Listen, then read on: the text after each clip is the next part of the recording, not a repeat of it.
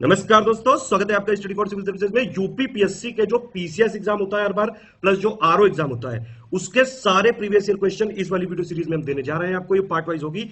इसकी प्लेलिस्ट भी बना दी गई है। इसकी प्लेलिस्ट की लिंक इसके डिस्क्रिप्शन में दिया हुआ है। पीसीएस और आरओ एग्जाम के लिए बेहद जरूरी सीरीज है।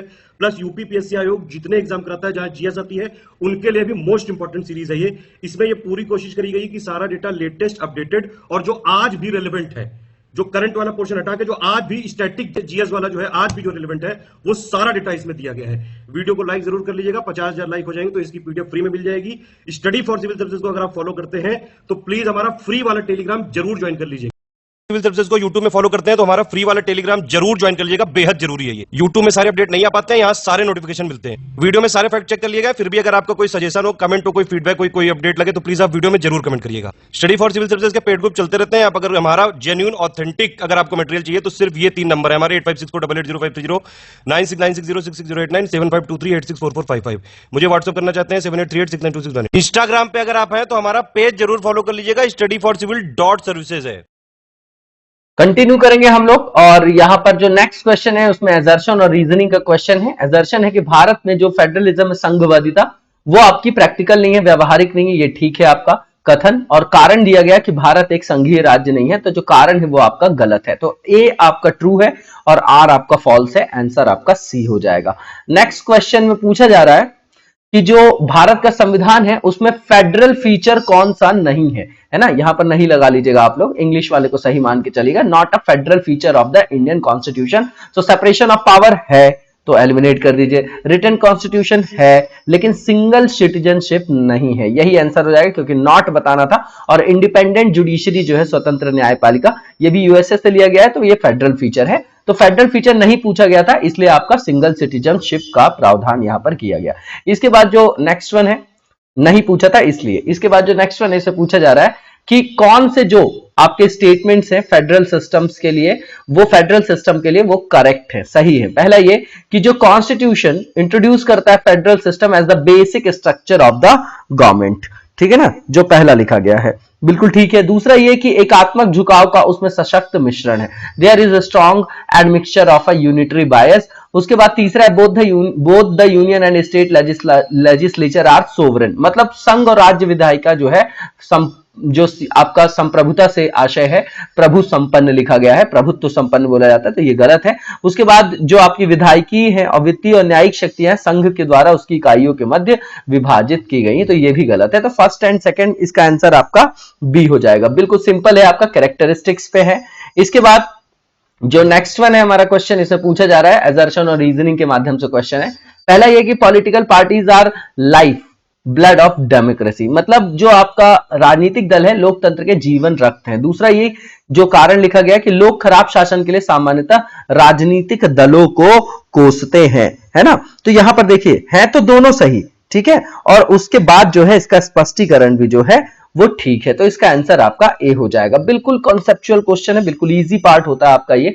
इसके बाद जो नेक्स्ट क्वेश्चन इसे पूछा जा रहा है एजर्शन रीजनिंग में कि भारतीय संविधान जो है क्वासी फेडरल है। बताइएगा जो इसको किसने कमेंट करके बोला है, आइवर जेनिंग्स ने बोला है कि किसी और ने बोला, किसने, कि केसी वीरे ने बोला, किसने बोला है ये सेंटेंस, क्वासी फेडरल की बात की गई है, ठीक है। तो ये तो आपका क्या है, बिल्कुल ठीक है, जो ए लिखा गया है ना, ए सही है, बताइए। और दूसरा जो कारण दिया गया कि भारतीय संविधान ना तो संघात्मक है ना ही एकात्मक है, तो ये रीजन जो है आपका वो क्या है, गलत है। तो इसका आंसर आपका ए ट्रू और आर फॉल्स, सी हो जाएगा।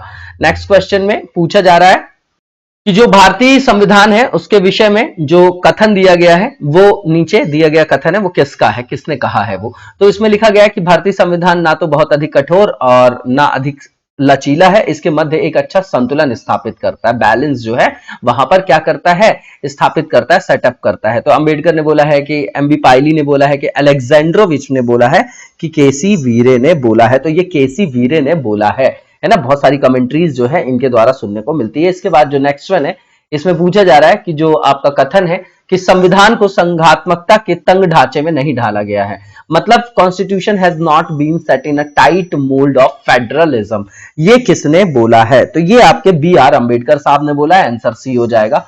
इसके बाद जो नेक्स्ट हमारा स्टेटमेंट है इसमें पूछा जा रहा है कि भारतीय राजनीतिक पद्धति जो पॉलिटिकल सिस्टम है, इंडियन पॉलिटिकल सिस्टम, उसके बारे में इनकरेक्ट क्या है? सेक्युलर स्टेट ठीक है, पार्लियामेंट्री सिस्टम ऑफ गवर्नमेंट ठीक है, फेडरल पॉलिसी और प्रेसिडेंशियल सिस्टम ऑफ गवर्नमेंट, तो राष्ट्रपति पद्धति की सरकार हमारे यहां नहीं है। बिल्कुल इजी था ये क्वेश्चन, इसका आंसर डी हो जाएगा।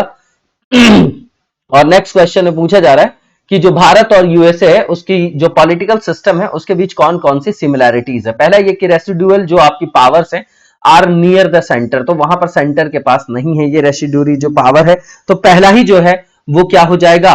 गलत हो जाएगा। दूसरा, अवशिष्ट शक्तियां राज्यों के पास है, ये भी गलत है ना, ये यूएसए में है लेकिन कहां पर नहीं है? इंडिया में नहीं है। ये आपका इंडिया में है लेकिन यूएसए में नहीं है। राष्ट्रपति के पास पॉकेट वीटो की शक्ति, तो ये यूएसए में भी है और इंडिया में भी है। 3 जो है बिल्कुल सही है। और लास्ट वन जो है अपर हाउस में नॉमिनेशन की बात की गई, तो ये भी गलत है आपका। ओनली थर्ड इसका आंसर आपका ए हो जाएगा। इसके बाद नेक्स्ट क्वेश्चन में पूछा जा रहा है कि जो आपका भारतीय संविधान है उसने, संविधान सभा जो थी आपकी कॉन्स्टिट्यूएंट असेंबली, उसने पहली बार नेशनल फ्लैग को कब स्वीकार किया था? तो ये 22 जुलाई 1947 है। इसके बाद जो नेक्स्ट क्वेश्चन है इसमें पूछा जा रहा है कि जो सेंटेंस देके, स्टेटमेंट देके पूछा जा रहा है कि कौन सा ट्रू है। पहला ये कि संविधान सभा ने राष्ट्रीय ध्वज को 22 जुलाई 1947 को अपनाया, बिल्कुल ठीक है। इस नेशनल फ्लैग में 21 स्पोक्स हैं एक सर्कल में, ये भी आपका ठीक है। और इसकी जो चौड़ाई लंबाई का अनुपात है वो 3/4 है। क्या है? 3/4 है, ठीक है ना। अब देखिए यहां पर कि जो यहां पर आप ध्यान से देखेंगे कि कौन से सही हैं, ये पूछा जा रहा है। तो यहां पर ध्यान दीजिएगा कि यहां जो स्पोक्स की बात करें 21 तो वैसे भी आपका क्या हो गया, ऑड नंबर तो होना ही नहीं चाहिए। ये 24 है आपका, दूसरा स्टेटमेंट गलत हो जाएगा। राष्ट्रीय ध्वज के बीच में जो सर्कल है इसमें 24 स्पोक्स है, इसलिए गलत है। और तीसरा जो है यहां पर जो नेशनल फ्लैग है उसका विड्थ टू लेंथ जो आपका चौड़ाई लंबाई का रेशियो दिया है 3/4, ये भी आपका गलत है। ये आपका क्या है बताइए? 2:3 है ना, ठीक है। कमेंट बॉक्स में बताइएगा कितना है, ये भी गलत है। ओनली वन इसका आंसर आपका क्या हो जाएगा? इसका आंसर आपका बी हो जाएगा। इसके बाद नेक्स्ट क्वेश्चन देखेंगे हम लोग, और जो नेक्स्ट क्वेश्चन है इसमें पूछा जा रहा है कि जो नए राज्य के गठन की शक्ति निहित है वो किसमें है? तो ये आपकी किसमें निहित है? ये संसद में निहित है, ठीक है। इसका आंसर क्या हो जाएगा? आपका ए हो जाएगा। नेक्स्ट वन देखेंगे, और जो नेक्स्ट क्वेश्चन है इसमें पूछा जा रहा है कि जो भारत का संविधान है उसके अंतर्गत निम्नलिखित में से किन राज्यों की सीमाओं किसको जो है किसको अथॉरिटी दी गई है, किस बॉडी को, किस निकाय को, कि वो राज्यों की सीमाओं को परिवर्तित करने की शक्ति अधिग्रहित कर सकती है ना। मतलब राज्यों की सीमाओं को परिवर्तित करने की शक्ति किसे प्राप्त है? तो ये भी आपकी संसद को प्राप्त है। इसका भी आंसर आपका संसद हो जाएगा, ए हो जाएगा, ठीक है ना। इसलिए ये 368 के अंतर्गत क्या नहीं माना जाता? अमेंडमेंट नहीं माना जाता। संविधान का जो फर्स्ट आर्टिकल है उसके अनुसार क्या है? भारत राज्यों का, देखिए यहां पर यूनियन ऑफ स्टेट एक वर्ड लिखा गया है, राज्यों का यूनियन, यही वर्ड यूज किया गया है, इसलिए इसका आंसर आपका डी हो जाएगा। India is the union of the state, ये लिखा गया है। इसके बाद जो नेक्स्ट वन है इसमें यह बताना है कि नए राज्यों के निर्माण के बारे में कौन सा स्टेटमेंट आपका रॉन्ग है, उसको बताना है। पहला यह कि संसद विधि द्वारा नए राज्य का निर्माण कर सकती है, बिल्कुल ठीक है। इसके बाद इस प्रकार की विधि में संविधान की पहली अनुसूची और जो 4th शेड्यूल है उसमें संशोधन का प्रावधान, ये भी ठीक है क्योंकि राज्यसभा में सीट का वहां पर आवंटन है 4th में, और पहले में तो होगा ही। इसके बाद इस प्रकार की विधि को अनुच्छेद 368 के प्रयोजन के लिए संविधान का जो है अमेंडमेंट माना जाता है, कॉन्स्टिट्यूशन का अमेंडमेंट माना जाता है, यही आपका गलत है। इसका आंसर आपका सी हो जाएगा, ये नहीं माना जाता है ना। उसके बाद जो इस प्रयोजन के लिए कोई भी बिल जो संसद में जब तक कब तक मतलब कब तक पूरा स्थापित नहीं किया जाएगा, जब तक इसे उस राज्य के विधानमंडल को निर्दिष्ट नहीं कर दिया गया है जिसके क्षेत्र सीमाओं या नाम पर इसका प्रभाव पड़ता है। तो इसका नॉट था, इसलिए आंसर आपका सी हो जाएगा। इसके बाद जो नेक्स्ट क्वेश्चन है इसमें पूछा जा रहा है कि भारत में एक जो नया राज्य है ना, उसको जो है आपको बनाने के लिए, सृजित करने के लिए जो विधेयक आता है उसको पारित होना अनिवार्य है। कैसे कैसे पारित होता है वो? तो simple majority in parliament and ratification by not less than 2/3 of states, ठीक है ना। नए राज्य सृजित करने की बात कर रहे हैं, ठीक है ना। दूसरा ये कि संसद में साधारण बहुमत, बिल्कुल यही होगा, a simple majority in parliament, इसका आंसर आपका बी हो जाएगा। इसके बाद जो नेक्स्ट वन है इसमें पूछा जा रहा है कि भारत में संघ राज्यों का जो प्रशासन होता है, the union states in India are administered by, तो ये भैया सीधा सीधा किसके द्वारा होता है? ये प्रेसिडेंट के द्वारा किया जाता है प्रशासित, ये आप लोगों को पता है, और उसके बिहाफ पे लेफ्टिनेंट गवर्नर वगैरह को वहां पर अपॉइंट किया जाता है। तो इसका आंसर आपका क्या हो जाएगा, ए हो जाएगा। इसके बाद जो नेक्स्ट क्वेश्चन है, दिल्ली के संदर्भ में आप सुनते भी होंगे। इसके बाद जो नेक्स्ट क्वेश्चन, इसमें असर्शन और रीजनिंग पूछा जा रहा है। पहला ये, India is not a union, Bharat एक संघ नहीं है, ठीक है ना, तो पहला ही गलत हो गया। दूसरा ये जो कारण दिया गया है कि कोई भी स्टेट जो है उसका एरिया, बॉर्डर या उसका नाम उसकी सहमति के बिना भी परिवर्तित करने की शक्ति जो है वो संसद को प्राप्त है, संघीय संसद को, है ना, जो आपकी संसद है। तो रीजनिंग सही है और स्टेटमेंट गलत है आपका, है ना। तो A is false but R is true, इसका आंसर आपका डी हो जाएगा। नेक्स्ट क्वेश्चन में पूछा जा रहा है कि जो कौन सा एक नए राज्यों के निर्माण के लिए कॉन्स्टिट्यूशनल प्रोविजन नहीं है। पहला ये, increase the area of state, बिल्कुल है। एरिया ऑफ स्टेट आर्टिकल 3 है या 2 है, ये कौन सा आर्टिकल है बताइएगा कमेंट बॉक्स में। उसके बाद change the name of a state और आ स्टेट में इंक्लूड यूनियन टेरिटरी, ये गलत है आपका, ठीक है ना। संवैधानिक उपबंध इसके लिए नहीं है जो डी में लिखा गया है, बाकी तीनों का उल्लेख है ना, संविधान में पार्ट 1 में ही है, आप देख के आर्टिकल बताइएगा। इसके बाद जो नेक्स्ट क्वेश्चन इससे पूछा जा रहा है कि जो भी यहां पर स्टेटमेंट ट्रू है उनको हमको बताना। पहला ये कि the term union of states has been used in the constitution because Indian states have no right of separation, बिल्कुल ठीक बात है, क्योंकि यहां पर जो है किसी भी तरीके के समझौते का परिणाम नहीं है भारतीय संघ, जैसे कि अमेरिका के लिए वो आपका ट्रू होता है, ये ठीक है आपका। दूसरा ये कि एसके धर जो कमीशन था उसने प्रेफरेंस दिया था एडमिनिस्ट्रेटिव कन्वीनियंस को, है ना, रादर लैंग्वेज, किसके लिए, रीऑर्गेनाइजेशन ऑफ स्टेट्स, राज्यों के पुनर्गठन के लिए, ये भी ठीक है। उसके बाद जो आपके पंडित नेहरू, सरदार पटेल और पट्टाभी सीतारमैया की अध्यक्षता में जो कांग्रेस कमेटी बनाई गई थी वो राज्यों के रीस्ट्रक्चरिंग से रिलेटेड थी, पुनर्गठन, उसमें भाषाई आधार के पक्ष में नहीं थी, कि मतलब राज्यों का जो आपका पुनर्गठन किया जा रहा है उसमें भाषा को मुख्य आधार नहीं बनाया जाना चाहिए। तो तीनों सही है, इसका आंसर आपका डी हो जाएगा। इसके बाद नेक्स्ट क्वेश्चन में पूछा जा रहा है कि जो भारतीय संघ है उसके अंतर्गत किसी राज्य को मिलाने का अधिकार किसको है, तो भैया संसद को है, ठीक है ना, इसका आंसर आपका सी हो जाएगा, वेरी सिंपल। और उसके बाद जो नेक्स्ट क्वेश्चन है इसमें पूछा जा रहा है कि जो आपका संघ राज्य क्षेत्र है उसके अंतर्गत कौन कौन नहीं आता, है ना। राज्य क्षेत्र, राज्य और संघ राज्य क्षेत्र दो चीजें हैं, तो अंडमान निकोबार द्वीप समूह, दमन द्वीप, गोवा और पुडुचेरी, ठीक है ना, गोवा और पुडुचेरी, तो इसमें गोवा नहीं आएगा, ठीक है ना, इसका आंसर अब क्या हो जाएगा आपका सी हो जाएगा, ठीक है। सीधा सा क्वेश्चन है आपका, है ना, राज्य और केंद्र शासित प्रदेश आप लोग पढ़ते होंगे। इसके बाद जो नेक्स्ट वन है इसे पूछा जा रहा है कि किस संविधान संशोधन के द्वारा दिल्ली को एनसीआर क्षेत्र जो है नेशनल कैपिटल रीजन का दर्जा दिया गया, तो 69th जो है ये अमेंडमेंट है। कब का है, 1992 का है कि 1990 का, कमेंट बॉक्स में बताइएगा। इसके बाद जो नेक्स्ट क्वेश्चन इसे पूछा जा रहा है कि कौन से कॉन्स्टिट्यूशनल अमेंडमेंट के द्वारा भारत संघ के एक पूर्ण राज्य के रूप में दर्जा दिया गया, किसको, सिक्किम को, ये कौन सा आपका अमेंडमेंट था, तो ये 36th अमेंडमेंट है, याद रखिएगा।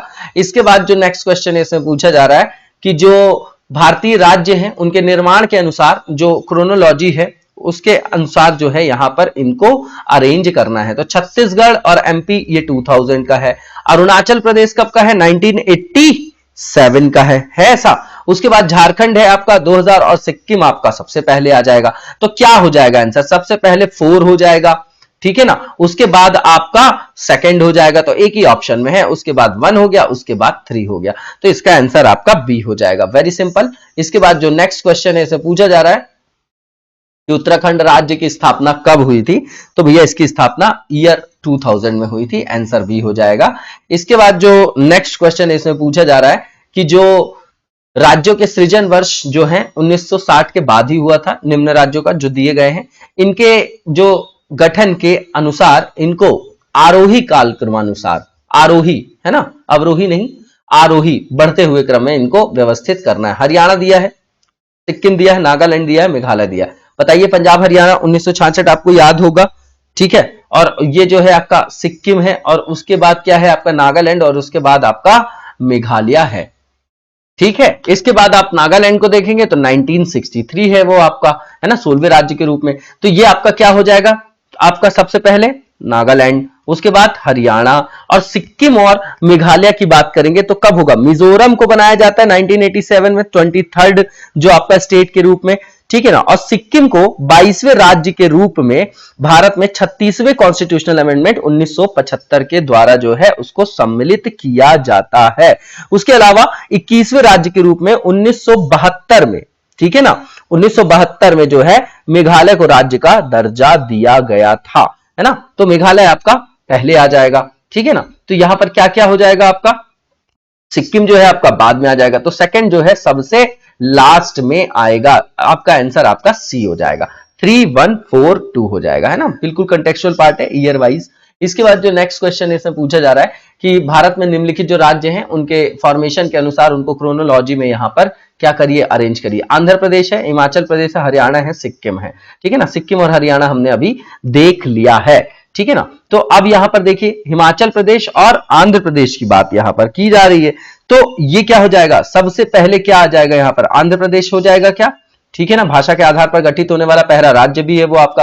और उसके बाद जो है आपका क्या आ जाएगा, हरियाणा आ जाएगा। 1 3 कहां पर है, बी में है, इसका आंसर आपका बी हो जाएगा। और सेकंड और फोर्थ जो है उसके बाद आ जाएगा, ठीक है ना। तो उत्तराखंड जो है आपका, आपको पता है 27वां राज्य है, 2000 में बनता है आपका, ठीक है ना। तो इसके साथ ही ये जो है आपका आंसर आपका बी हो जाएगा। नेक्स्ट क्वेश्चन देखेंगे और नेक्स्ट क्वेश्चन में पूछा जा रहा है कि जो आपका निम्न राज्य हैं उनको उनके निर्माण के हिसाब से सही जो है क्रम लगाइए बढ़ते हुए क्रम में। नागालैंड है, 63 है, मेघालय है, सिक्किम है और अरुणाचल प्रदेश है। बताइए अरुणाचल प्रदेश क्या है, 1987 है आपका, है ना, क्या है 1987 है। तो इसका आंसर क्या ए ही होना चाहिए, बिल्कुल ठीक ठाक दिया है यहाँ पर। नागालैंड है, देन मेघालय है, देन सिक्किम है, देन अरुणाचल प्रदेश है। इसका आंसर आपका ए हो जाएगा। इसके बाद जो नेक्स्ट क्वेश्चन है इसमें पूछा जा रहा है कि जो राज्यों के फॉर्मेशन का जो आपका टाइम है उसमें अवरोही क्रम, सबसे बाद वाला, फिर उससे पहले, फिर उससे पहले। तो महाराष्ट्र है, राजस्थान है और हरियाणा है, ठीक है ना। तो अब देखिए यहां पर क्या होना चाहिए, इसमें जो है सबसे जो अवरोही क्रम हरियाणा, राजस्थान, देन महाराष्ट्र यहां पर आना चाहिए। हरियाणा, महाराष्ट्र और राजस्थान, ठीक है ना, हरियाणा, महाराष्ट्र और राजस्थान आना चाहिए। इसका आंसर आपका कैसे होगा, तो आप देखिए ये 1966 है, ये 60 है और ये आपका स्टेट रीऑर्गेनाइजेशन एक्ट जो आता है उसके थ्रू ही जो करंट फॉर्म है आपका राजस्थान का वो 1956 से माना जाता है।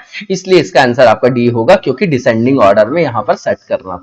इसके बाद जो नेक्स्ट क्वेश्चन इसे पूछा जा रहा है, जो उल्फा मिलिटेंट्स है वो बिलोंग करते हैं कहां से, है ना। तो असम से करते हैं, ये सबको पता होगा। कहां से करते हैं ये आपके असम से रिलेटेड है ना, असम से ये आपके संदर्भित है। इसके बाद जो नेक्स्ट क्वेश्चन है इसमें पूछा जा रहा है कि भाषा के आधार पर जो राज्यों के गठन की बात की गई थी उसके संदर्भ में जो राज्य पुनर्गठन आयोग की स्थापना की गई थी वो कब की गई थी, है ना, कब की गई थी ये बताना है। तो 1956 से आपका फजल अली कमीशन के बारे में आप लोगों ने सुना होगा, ठीक है। उसके अन्य 2 सदस्य कौन कौन से थे, हृदयनाथ कुंजरू के अलावा एक और सदस्य कौन से थे, कमेंट बॉक्स में बताइएगा। इसके बाद जो नेक्स्ट क्वेश्चन इसे पूछा जा रहा है कि भाषा के आधार पर भारत में फर्स्ट जो स्टेट है वो कौन सा फॉर्म हुआ था, तो आंध्र प्रदेश है आपका, ठीक है। इसका आंसर सी होगा। नेक्स्ट क्वेश्चन में पूछा जा रहा है कि जो आंध्र प्रदेश है उसको एक भाषाई राज्य के रूप में गठित किया गया, तो भैया 1953 में किया गया। इसके प्रमुख नेता क्या थे, नेता का नाम क्या था, उनका नाम बताइएगा। इसके बाद जो नेक्स्ट क्वेश्चन इसे पूछा जा रहा है कि संविधान के किस भाग में नागरिकता के प्रावधान है, तो भाग सेकंड है आपका, आर्टिकल 5 से 12 के बीच में। इसका आंसर बी हो जाएगा। इसके बाद जो नेक्स्ट क्वेश्चन इसे पूछा जा रहा है कि भारतीय संविधान में कौन सी जो है नागरिकता दी गई है, मतलब डुअल सिटीजनशिप है कि सिंगल है, तो भैया सिंगल है ना, सिंगल सिटीजनशिप का प्रावधान किया गया है। इसके बाद जो नेक्स्ट क्वेश्चन है इसमें पूछा जा रहा है कि भारत में नागरिकता के संदर्भ में कौन सा स्टेटमेंट सही नहीं है, जो उसकी कैरेक्टरिस्टिक से रिलेटेड नहीं है, कैरेक्टरिस्टिक से। तो पहला ये कि राज्य और राष्ट्र की दोहरी नागरिकता, गलत। राज्य की एकल नागरिकता, बिल्कुल ठीक है। संपूर्ण भारत की एक एकल नागरिकता, राज्य की बात कर रहे हैं। वैसे राज्य शब्द का जो प्रयोग होता है पॉलिटिकल साइंस में वो देश को बोला जाता है, पर ये स्टेट का संदर्भ है, तो ये गलत है। संपूर्ण भारत की एकल नागरिकता, ठीक है ना, संपूर्ण भारत की एकल नागरिकता, यही इसका आंसर होगा, ठीक है। दोहरी नागरिकता का कोई प्रावधान हमारे यहां नहीं है, तो इसका आंसर आपका सी होगा, एंटायर इंडिया में सिंगल सिटीजनशिप। इसके बाद जो नेक्स्ट क्वेश्चन इसे पूछा जा रहा है कि अगर भारत का कोई नागरिक अपनी नागरिकता को खो देगा तो उसके क्या क्या आयाम है। पहला ये कि अगर वो खुद जो है परित्याग कर दे, बिल्कुल ठीक है। स्वेच्छा से अन्य देश की नागरिकता प्राप्त कर ले, बिल्कुल ठीक है। तीसरा ये कि किसी अन्य देश के नागरिक से विवाह करे, और चौथा ये कि क्रिटिसाइज करे गवर्नमेंट को। तो देखिए यहां पर ध्यान से देखने की जरूरत है कि यहां पर किसी अन्य देश के नागरिक से विवाह करेगा अगर वो, तो उसकी सिटीजनशिप नहीं जाएगी, है ना, ये आवश्यक नहीं है ये कंडीशन, तो ये गलत हो जाएगा, ठीक है ना, ये गलत हो जाएगा। उसके बाद सरकार की आलोचना करना, ये तो भैया लोकतंत्र का मूलभूत आधार है ना, न्यूज़पेपर वगैरह, नहीं तो वर्नाकुलर प्रेस एक्ट की तरह हो जाएगा, ब्रिटिशर्स की तरह, है ना। तो आंसर इसका 1 और 2 ओनली सी हो जाएगा। इसके बाद जो नेक्स्ट क्वेश्चन है इसमें पूछा जा रहा है कि जो नागरिकता संशोधन अधिनियम है 2015 के, है ना, जो सिटीजनशिप अमेंडमेंट एक्ट है 2015 का, उसके अंतर्गत कौन जो है भारतीय कार्ड धारक प्रवासी नागरिक के रूप में पंजीकृत होने के अर्हता नहीं रखता है ना। इंडियन कार्ड होल्डर्स की बात कर रहे हैं ये। पहला ये एक minor child whose parents are Indian citizens, है ना, जो पहला लिखा गया है, ठीक, ये आपका क्या है, ये अर्हता रखते हैं। इसके बाद wife of foreign origin of Indian citizen, ये भी रखते हैं। वे भारतीय जो विभाजन के उपरांत पाकिस्तान प्रवासी हो गए, ये नहीं रखते हैं। यही आंसर होगा, नहीं पूछा गया था इसलिए। इसके बाद लास्ट वन, किसी व्यक्ति का पोता या परपोती हो जो दूसरे देश का नागरिक है किंतु उसके पितामह पितामही मातामह मातामही संविधान लागू होने के समय भारतीय नागरिक थे, तो ये अर्हता रखता है। अर्हता ये नहीं रखते जो आपके पाकिस्तान चले गए विभाजन के बाद और वहां पाकिस्तान प्रवासी हो गए। तो इसका आंसर आपका क्या हो जाएगा, सी हो जाएगा। नेक्स्ट क्वेश्चन देखेंगे और इसमें पूछा जा रहा है आपका कि निम्न में से कौन जो है नागरिकता के अर्जन हेतु शर्तों को जो है विनियमित करता है। तो आर्टिकल 12 देखेंगे तो उसमें संसद की बात की गई है, संसद को यह प्राधिकार दिया गया है, तो इसीलिए एक्ट वगैरह लाया जाता है, इसीलिए इसका जो आंसर हो जाएगा वो डी है ना। विधि, विधायिका, ऐसे शब्दों से भी आप आसानी से क्वेश्चंस को सॉल्व कर सकते हैं। इसके बाद जो नेक्स्ट क्वेश्चन इसमें बताना है कौन सा करेक्ट है आपका, नीचे स्टेटमेंट। पहला ये कि जो इंक्लूजन किया गया फंडामेंटल राइट्स का भारतीय संविधान में was supported by the Nehru report 1928, जो पहला लिखा गया है ना, ये ठीक है आपका। दूसरा ये कि जो भारत सरकार अधिनियम 1935 है, इसने मूल अधिकारों को प्रश्रय दिया था, है ना, जो दूसरा लिखा गया है आपका। पहला ही सही है, यही आंसर भी हो जाएगा। फिर उसके बाद अगस्त प्रस्ताव 1940 ने फंडामेंटल राइट्स शामिल किए गए, ये भी गलत है। उसके बाद क्रिप्स मिशन ने फंडामेंटल राइट्स को प्रश्रय दिया गया, तो आंसर आपका ए हो जाएगा, वेरी सिंपल। इसके बाद जो नेक्स्ट क्वेश्चन है इसमें पूछा जा रहा है कि भारत में जो फंडामेंटल राइट्स है उनके बारे में निम्नलिखित जो स्टेटमेंट दिए गए हैं बताइए कौन सा ट्रू है ना। पहला ये कि there is a guarantee against state act, बिल्कुल ठीक बात है, इसीलिए इसको नेगेटिव बोला जाता है नेचर में, प्रकृति में। क्यों? क्योंकि अगर आपके फंडामेंटल राइट्स का वायलेशन हो तो आप डायरेक्टली अप्रोच कर सकते हैं सुप्रीम कोर्ट को। दूसरा ये कि ये पार्ट 3 में आपके दिए गए हैं कॉन्स्टिट्यूशन में, ये भी ठीक है। इसके बाद ensure social economic and political justice, तो देखिए ये जो बात है ये तो डीपीएसपी की है आपकी, आर्टिकल 39 सब क्लॉज बी। इसके बाद यूएसए के अधिकारों के बिल की भांति नहीं है, क्योंकि वहां पर एब्सोल्यूट है फंडामेंटल राइट्स, हमारे यहां नहीं है, ठीक है ना। तो इसका आंसर आपका 1 और 2 हो जाएगा, जो कि आपका ए में दिया गया है। वहां पर निरपेक्ष मूल अधिकार है, हमारे यहां नहीं, हमारे यहां रीजनेबल रिस्ट्रिक्शंस की बात की गई, युक्त निर्बंधन की। इसके बाद जो नेक्स्ट क्वेश्चन है इसमें पूछा जा रहा है जो इंडियन कॉन्स्टिट्यूशन है उसमें कौन से अनुच्छेदों में जो है, कौन सा ऐसा अनुच्छेद है जिसमें विधायन सत्ता पर पूर्ण नियंत्रण लगाता है। मतलब Indian constitution imposes full control over power, ठीक है ना। तो ये क्या है आपका, विधि के समक्ष समता और विधि का समान संरक्षण की बात की जा रही है। ये आर्टिकल आपका 14 होगा। इसका आपका एक्सेप्शन है हालांकि आर्टिकल 361, लेकिन वो व्यक्ति के लिए नहीं, अथॉरिटी के लिए। किसके लिए? प्रेसिडेंट और गवर्नर के लिए। इसके बाद जो है नेक्स्ट क्वेश्चन में पूछा जा रहा है कि जो समानता का अधिकार है वो किस आर्टिकल के अंतर्गत दिया गया है। तो भैया आर्टिकल जो है देखिए यहां पर 14, 15, 16 है ना, और 13, देखिए 14 से 18 के बीच में जो है आपका वो क्या है, समानता का अधिकार है। क्या है? समानता का अधिकार है। तो यहां पर जो 13 है वो तो नहीं है आपका, उसमें क्या दिया गया, जुडिशियल रिव्यू है। मूल अधिकारों से असंगत जो विषय होंगे, जिस सीमा तक वो वायलेट कर रहे होंगे फंडामेंटल राइट्स में, या तो उस पार्ट को हटा दिया जाएगा या पूरे के पूरे प्रावधान को विलोपित कर दिया जाएगा, है ना। यह आर्टिकल 13 है। 14, 15, 16 समानता के अधिकार के अंतर्गत आएगा, तो इसका आंसर आपका सी हो जाएगा। सीधा आर्टिकल बेस्ड क्वेश्चन है आपका। इसके बाद जो नेक्स्ट क्वेश्चन इसमें पूछा जा रहा है कथन देके कि जो सामाजिक, आर्थिक और राजनीतिक क्षेत्रों में से समान आधार निर्मित करने के ऑब्जेक्टिव से, उद्देश्य से राज्य असमान लोगों के लिए भिन्न व्यवहार कर सकता है। ये आरक्षण जैसे विषय से संदर्भित है। रीजनेबल इसको जो है डिस्क्रिमिनेशन बोला जाता है, रैशनल डिस्क्रिमिनेशन बोला जाता है। तो जो ए है आपका वो सही है। दूसरा ये कि समान लोगों में विधि समान होगी और समान रूप से प्रचलित की जाएगी, दूसरा भी सही है। और इसका स्पष्टीकरण, व्याख्या भी बिल्कुल ठीक है। इसका आंसर आपका ए हो जाएगा, ठीक है ना। क्या हो जाएगा इसका आंसर आपका, क्या हो जाएगा, देखिए ए में ये नहीं लिखा गया है यहां पर, ठीक है ना, जनरली ए में दिया रहता है, इसलिए ध्यान से देख लीजिएगा।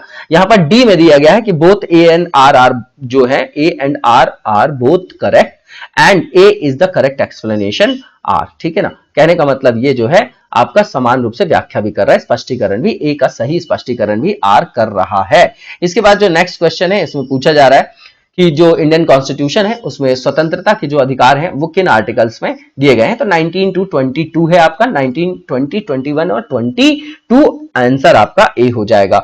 नेक्स्ट जो क्वेश्चन है इसमें पूछा जा रहा है कि जो नीचे दिए गए आपके स्टेटमेंट है उसमें से बताना है कि किसने जो है भारतीय न्यायालय को समान कार्य के लिए समान वेतन का मौलिक अधिकार निगमन करने के लिए सक्षम बनाया है ना, सक्षम बनाया है। पहला ये कि world socialist used in the preamble of the constitution to the constitution, ठीक है।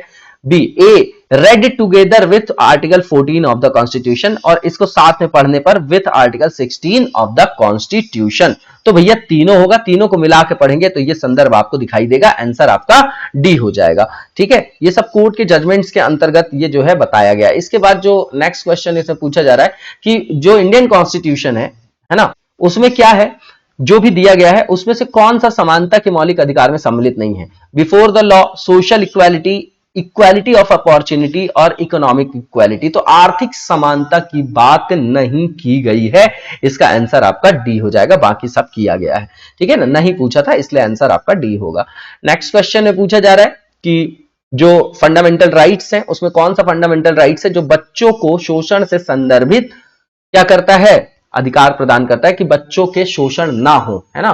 क्या है, राइट अगेंस्ट एक्सप्लॉइटेशन, उसमें बच्चों का शोषण वगैरह ना हो, है ना, उसमें यौन शोषण वगैरह भी सम्मिलित है। तो ये आपका क्या होगा बताइए, एक तो जो है वो क्या है 23 आर्टिकल, एक 24 है। तो 24 में जो है बच्चों से संदर्भित प्रावधान है और आर्टिकल 23 में क्या है बताइएगा जरूर आप लोग इसमें, ठीक है ना। इसका आंसर आपका डी होगा। दो ही आर्टिकल हैं जो एक्सप्लॉइटेशन के विरुद्ध दिए गए हैं, ठीक है। इसके बाद जो नेक्स्ट क्वेश्चन है इससे पूछा जा रहा है कि शोषण के विरुद्ध, बच्चों के शोषण के विरुद्ध जो है कौन सा जो है मौलिक अधिकारों से संदर्भित है। तो सेम क्वेश्चन हो गया आपका ये, ठीक है ना, ये आपका क्या हो जाएगा 24 हो जाएगा। इसके बाद जो नेक्स्ट क्वेश्चन है इसी में कारखाने वाला भी संदर्भ आएगा। इसके बाद जो नेक्स्ट क्वेश्चन इससे पूछा जा रहा है कि कौन सा अनुच्छेद जो है कारखानों में बालकों के नियोजन से संदर्भित है, ठीक है ना। तो ये भी आपका क्या हो जाएगा आर्टिकल 24 हो जाएगा। इसके बाद जो नेक्स्ट क्वेश्चन है इसमें पूछा जा रहा है कि फंडामेंटल राइट्स से रिलेटेड संविधान में अनुच्छेद दिए गए आर्टिकल्स उनमें से कौन सा जो है प्रत्यक्ष रूप से बालकों के शोषण से संदर्भित है। तो भैया आर्टिकल 24 है।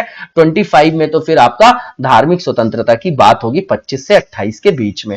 इसके बाद जो नेक्स्ट क्वेश्चन इससे पूछा जा रहा है कि कौन सा आर्टिकल इंडियन कॉन्स्टिट्यूशन में जो आपका अनटचेबिलिटी से रिलेटेड है उसको क्या करता है, अबॉलिश करता है, अस्पृश्यता का उन्मूलन। तो आर्टिकल 17 है आपका ये। इसके बाद जो नेक्स्ट क्वेश्चन है इसमें पूछा जा रहा है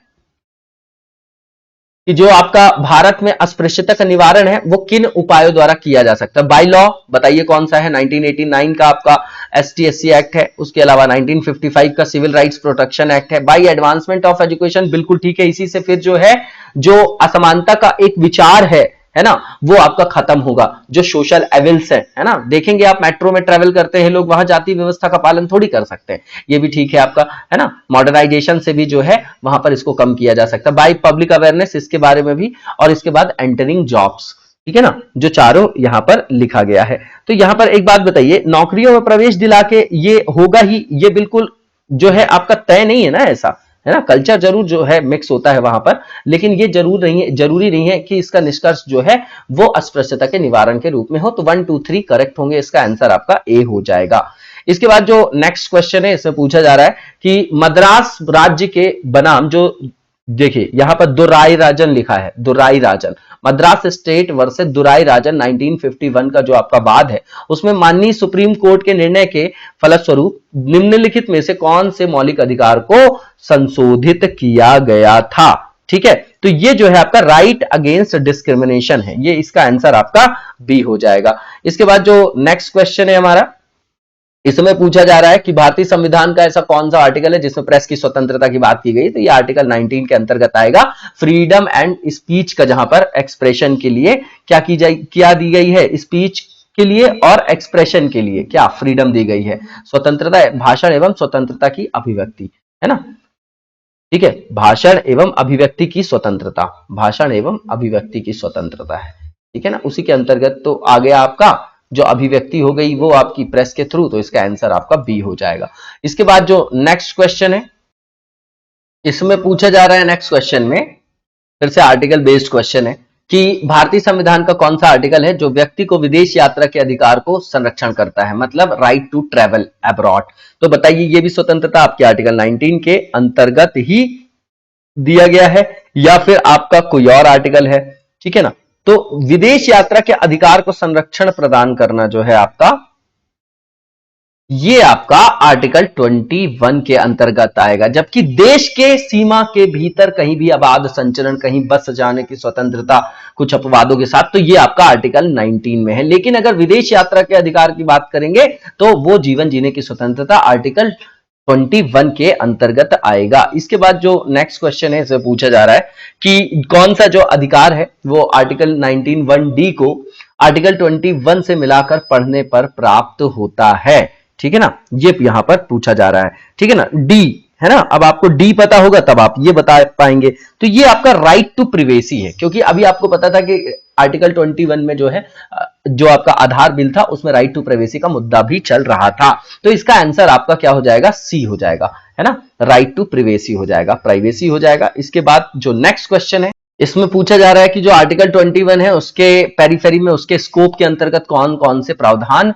नहीं आते। तो पहला ये मेडिकल असिस्टेंस की बात कर रहे हैं, to the injured by a doctor, पहला जो लिखा है ये ठीक है। दूसरा ये कि sexual harassment of women at जो आपका वर्क प्लेस, ये तो आता है, पहला भी आता है, बी भी आता है। सी जो है कंटैमिनेटिंग वाटर क्वालिटी, तो एनवायरमेंट का भी एस्पेक्ट वहां पे जुड़ गया है। उसके बाद कैपिटल पनिशमेंट, तो ये इसके अंतर्गत नहीं आता है, ठीक है ना, तो इसका आंसर आपका डी हो जाएगा क्योंकि नॉट पूछा था। इसका जो आर्टिकल 21 का एम्बिट है वो बहुत बड़ा है, 1978 के मेनका गांधी केस से जो है इसका दायरा और विस्तृत होता जाता है। इसके बाद जो नेक्स्ट क्वेश्चन इसमें पूछा जा रहा है कि आर्टिकल 25 जो है 25 नंबर का जो अनुच्छेद है वो किससे रिलेटेड है, तो भैया फ्रीडम ऑफ रिलीजन से रिलेटेड है, इसका आंसर आपका सी हो जाएगा, वेरी सिंपल। इसके बाद जो नेक्स्ट क्वेश्चन है इसमें पूछा जा रहा है कि जो यहां पर नीचे जो युग्म दिए गए हैं वो कौन जो है करेक्टली मैच्ड नहीं है। तो आर्टिकल 23 ये ह्यूमन ट्रैफिकिंग और प्रोहिबिशन ऑफ फोर्स्ड लेबर से, बंधुआ मजदूरी और जो आपका मानव दुर्व्यापार से रिलेटेड है। आर्टिकल 23 ये एक्सप्लॉयटेशन के विरुद्ध अधिकार है। आर्टिकल 29 अल्पसंख्यक वर्गों के हितों का संरक्षण, ये भी ठीक है। 32 जो है राइट टू कॉन्स्टिट्यूशनल रेमेडीज है, ये आपका सुप्रीम कोर्ट की रिट जारी करने की शक्ति है, और 226 में हाई कोर्ट रिट जारी कर सकती है। उसके बाद जो आर्टिकल 31 है ये लैंड से रिलेटेड था, है ना, तो ये आपका हटा दिया गया, स्क्रैप कर दिया गया है। इसमें लिखा है शिक्षा संस्थाओं की स्थापना और प्रशासन करने के अल्पसंख्यक वर्गों का अधिकार, तो आर्टिकल 30 होगा, ये 31 नहीं होगा, और गलत यही है आपका, नहीं पूछा था, गलत बताना था, इसलिए आंसर आपका डी हो जाएगा। इसके बाद जो नेक्स्ट क्वेश्चन है इसमें पूछा जा रहा है कि कौन सा जो संविधान का आर्टिकल है उसमें अल्पसंख्यकों को अपनी मनपसंद शिक्षण संस्थाओं को स्थापित और संचालित करने का अधिकार दिया गया, तो आर्टिकल 30 होगा। ये कौन सा आर्टिकल होगा, ये आपका आर्टिकल 30 होगा, ठीक है। इसके बाद जो नेक्स्ट क्वेश्चन है इससे पूछा जा रहा है कि जो इंडियन कॉन्स्टिट्यूशन है उसमें किस आर्टिकल के अंतर्गत इस तरीके की जो व्यवस्था की गई है, अरेंजमेंट किया गया है कि सभी अल्पसंख्यकों को अपनी रुचि की शिक्षण संस्थाओं की स्थापना व प्रशासन का अधिकार होगा, ये बताना है, ठीक है ना।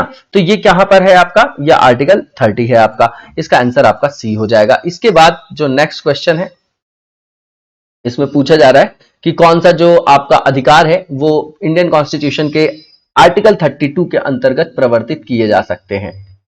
तो जो सांविधिक अधिकार है, कॉन्स्टिट्यूशनल राइट्स है, फंडामेंटल राइट्स है, तो ओनली फॉर फंडामेंटल राइट्स हैं, है ना, क्योंकि सुप्रीम कोर्ट की बात यहां पर की जा रही है, ठीक है ना। यहीं पर थोड़ा कहीं कहीं क्वेश्चन मेन से फ्रेम करते हैं कि हाई कोर्ट की ज्यादा शक्तियां हैं, क्योंकि वो फंडामेंटल राइट्स के अलावा विधिक वगैरह भी जो अधिकार होते हैं उसके संदर्भ में भी रिट जारी कर सकती है, ठीक है ना। वो कंसेप्चुअल पार्ट है, मेंस की सीरीज में देखेंगे। इसका आंसर आपका बी फंडामेंटल राइट्स हो जाएगा। इसके बाद जो नेक्स्ट क्वेश्चन है इसमें पूछा जा रहा है कि मौलिक अधिकारों का संरक्षक कौन है भैया, तो जुडिशरी है आपकी, है ना, सीधी बात है। सुप्रीम कोर्ट होना चाहिए, यहां पर न्यायपालिका लिखा है तो भी वो सही है, आपका ए हो जाएगा, रिट जारी कर सकती है क्योंकि। इसके बाद जो नेक्स्ट क्वेश्चन है इसमें संविधान के अंतर्गत मूल अधिकारों का संरक्षक कौन है, तो भैया सुप्रीम कोर्ट है आपका, ठीक है ना, सर्वोच्च न्यायालय है। वही सेम क्वेश्चन है आपका कॉन्सेप्ट वाइज। और इसके बाद जो है नेक्स्ट क्वेश्चन इसमें पूछा जा रहा है कि मूल अधिकारों का संरक्षक किसको माना जाता है, फिर सेम क्वेश्चन है, ये जुडिशरी है आपकी, न्यायपालिका को माना जाता है। इसके बाद जो नेक्स्ट क्वेश्चन है इसमें पूछा जा रहा है कि डॉक्टर भीमराव अंबेडकर ने संविधान की आत्मा किसको बोला था, तो भैया right to constitutional remedy, article 32 है ये आपका, यही आपका रिट जारी करने की शक्ति दी है, आर्टिकल 32 32 नंबर का अनुच्छेद, इसका आंसर आपका डी हो जाएगा। इसके बाद जो नेक्स्ट क्वेश्चन है इसमें असर्शन रीजनिंग है और कथन बोल रहा है कि आर्टिकल 32 जो है कॉन्स्टिट्यूशन का वाज कॉल्ड द सोल, है ना, ऑफ डॉक्टर अंबेडकर, मतलब कहने का मतलब संविधान के अनुच्छेद 32 को अंबेडकर जी ने इसकी आत्मा कहा। और इसका कारण बोल रहे हैं कि ये मौलिक अधिकारों के अतिक्रमण के विरुद्ध प्रभावी उपचारों का प्रावधान करता है, तो दोनों बिल्कुल सही है, व्याख्या भी बिल्कुल आपकी सही है, इसका आंसर आपका ए हो जाएगा। इसके बाद जो नेक्स्ट क्वेश्चन है उसमें पूछा जा रहा है कि जो आपकी व्यक्तिगत पर्सनल फ्रीडम, लिबर्टी वर्ड ज्यादा बढ़िया रहेगा यहां पर, तो व्यक्तिगत स्वतंत्रता के लिए उच्च न्यायालय निम्नलिखित में से किस रिट को जारी कर सकता है, तो ये आपका क्या है, मैंडेमस है। जो आपका होना चाहिए क्या, मैंडेमस नहीं, मैंडेमस नहीं है, ना कि आपका क्यू वारंटो है, ये आपका हैबियस कॉर्पस है। इसका जो अर्थ होता है वो सशरीर उपस्थिति होता है, लैटिन वर्ड है, और इसका आंसर भी आपका बंदी प्रत्यक्षीकरण होगा कि भैया सामने प्रस्तुत करो, क्यों बंदी बना के रखे हो, उसका कारण तो बताओ। इसके बाद जो नेक्स्ट वन है इसमें मैच द फॉलोइंग करना है। फंडामेंटल ड्यूटीज की बात कर रहे हैं, ये आपका 42nd amendment of the constitution है, ए का आपका थर्ड हो जाएगा, एक ही ऑप्शन में था, इसका आंसर आपको इजीली मिल जाता, ए होगा आंसर। इसके बाद संसद मौलिक अधिकारों में संशोधन कर सकती है, संसद ये बोला जा रहा है यहां पर, तो ये किस पे बात की गई थी आपकी। और मूल ढांचे का सिद्धांत किसमें, तो मूल ढांचे का सिद्धांत आपका केशवानंद भारती बनाम क्या है, केरल राज्य, इसमें दिया गया था। इसके बाद इंसानों का जो अनैतिक आपका व्यापार का निषेध है वो कौन सा है, तो आर्टिकल 23 है आपका, ठीक है ना। और उसके बाद बच क्या गया आपका कि संसद जो है मौलिक अधिकारों का संशोधन जो है कर सकती है, तो ये आपका क्या हो जाएगा, बी का आपका क्या हो जाएगा। देखिए यहां पर ध्यान से देखने की जरूरत है कि जो आपका बी का हो जाएगा यहां पर वो क्या हो जाएगा, एक सेकेंड, अब यहां पर ध्यान से देखिएगा, आंसर तो आपको इजीली मिल जाता, लेकिन यहां पर जो मूल ढांचे का सिद्धांत जो आपको दिखाई दे रहा है सी का, मिनर्वा मिल्स केस, तो जो ये डॉक्ट्रीन था बेसिक स्ट्रक्चर का, उसके बारे में क्लैरिफिकेशन यहां पर दिया जाता है और धीरे धीरे अन्य विषयों की भी व्याख्या समय समय पर न्यायपालिका करती रहेगी, बताती रहेगी कि बेसिक स्ट्रक्चर का पार्ट है। इसलिए यहां पर जो है मूल ढांचे का सिद्धांत जो है आपका सी जो है 1 से है, और संसद मौलिक अधिकारों में संशोधन कर सकती है, लेकिन किस बिहाफ पे कि बेसिक स्ट्रक्चर वायलेट ना हो, ये आपका बी का जो है 4 हो जाएगा, केशवानंद भारती केस वाला। ए का आपका 42nd अमेंडमेंट हो जाएगा, ठीक है। और जो आपका इमोरल ट्रैफिकिंग है ह्यूमंस की, वो आपका आर्टिकल 23 हो जाएगा, तो आंसर आपका ए हो जाएगा। इसके बाद जो नेक्स्ट वन है इसमें पूछा जा रहा है कि कौन सा जो वाद है उसने भारतीय संविधान के मूल संरचना का जो सिद्धांत है उसकी रूपरेखा प्रतिपादित किया था, कौन सा ऐसा आपका केस है, तो बिल्कुल सिंपल है आपका ये केशवानंद भारती बनाम स्टेट ऑफ केरला है आपका, 1973 का ये केस है आपका। इसके बाद जो नेक्स्ट क्वेश्चन है हमारा इसमें पूछा जा रहा है कि संपत्ति का जो मौलिक अधिकार है उसको कब खत्म किया गया, तो 44th अमेंडमेंट 1978 के द्वारा इसको फंडामेंटल राइट से हटा के जो लीगल राइट्स बनाया गया 300A के अंदर 300 का के अंतर्गत, अब ये आपका विधिक अधिकार है क्योंकि सोशलिज्म से कॉन्ट्राडिक्शन हो रहा था। इसके बाद जो नेक्स्ट क्वेश्चन है ये संपत्ति का अधिकार समाप्त किया गया, तो 44th अमेंडमेंट से, इसका भी आंसर आपका बी हो जाएगा। इसके बाद जो नेक्स्ट क्वेश्चन है इसमें पूछा जा रहा है कि जो भारतीय संविधान है उसमें 44th अमेंडमेंट के द्वारा मौलिक अधिकारों की श्रेणी से हटा के किस अधिकार को जो है हटाया गया और उसको विधिक जो है अधिकार बना दिया गया। तो ये संपत्ति का अधिकार है। आर्टिकल्स जो है आपका बताइएगा 19 के अंतर्गत था क्या ये, आर्टिकल 31 के अंतर्गत भी था ये, है ना, उसी को स्क्रैप कर दिया गया और आर्टिकल 300 सब क्लॉज ए के अंतर्गत रखा गया। इसके बाद जो नेक्स्ट क्वेश्चन है पूछा जा रहा है कि संपत्ति का अधिकार वर्तमान समय में भारतीय संविधान के अंतर्गत है क्या है। तो भैया स्टैच्यूटरी राइट्स है, लीगल राइट्स बोला जा सकता है ना, विधिक अधिकार जो है यहां पर लिखा गया है। तो वैधानिक अधिकार, इसका आंसर आपका बी हो जाएगा। इसके बाद जो नेक्स्ट क्वेश्चन है इसे पूछा जा रहा है कि जो संविधान संशोधन के द्वारा नागरिकों के जो आपके राइट टू प्रॉपर्टी था उसको मूल अधिकारों की सूची से निष्कासित किया गया कब, तो 44th अमेंडमेंट से। रिपीट है ये आपका क्वेश्चन, है ना। और उसके बाद जो नेक्स्ट क्वेश्चन है इसमें पूछा जा रहा है कौन सा मौलिक अधिकार नहीं है, तो राइट टू इक्वालिटी है, राइट अगेंस्ट एक्सप्लॉइटेशन है, राइट टू रिलीजियस फ्रीडम है, लेकिन राइट टू प्रॉपर्टी नहीं है। ये आपका लीगल राइट्स है।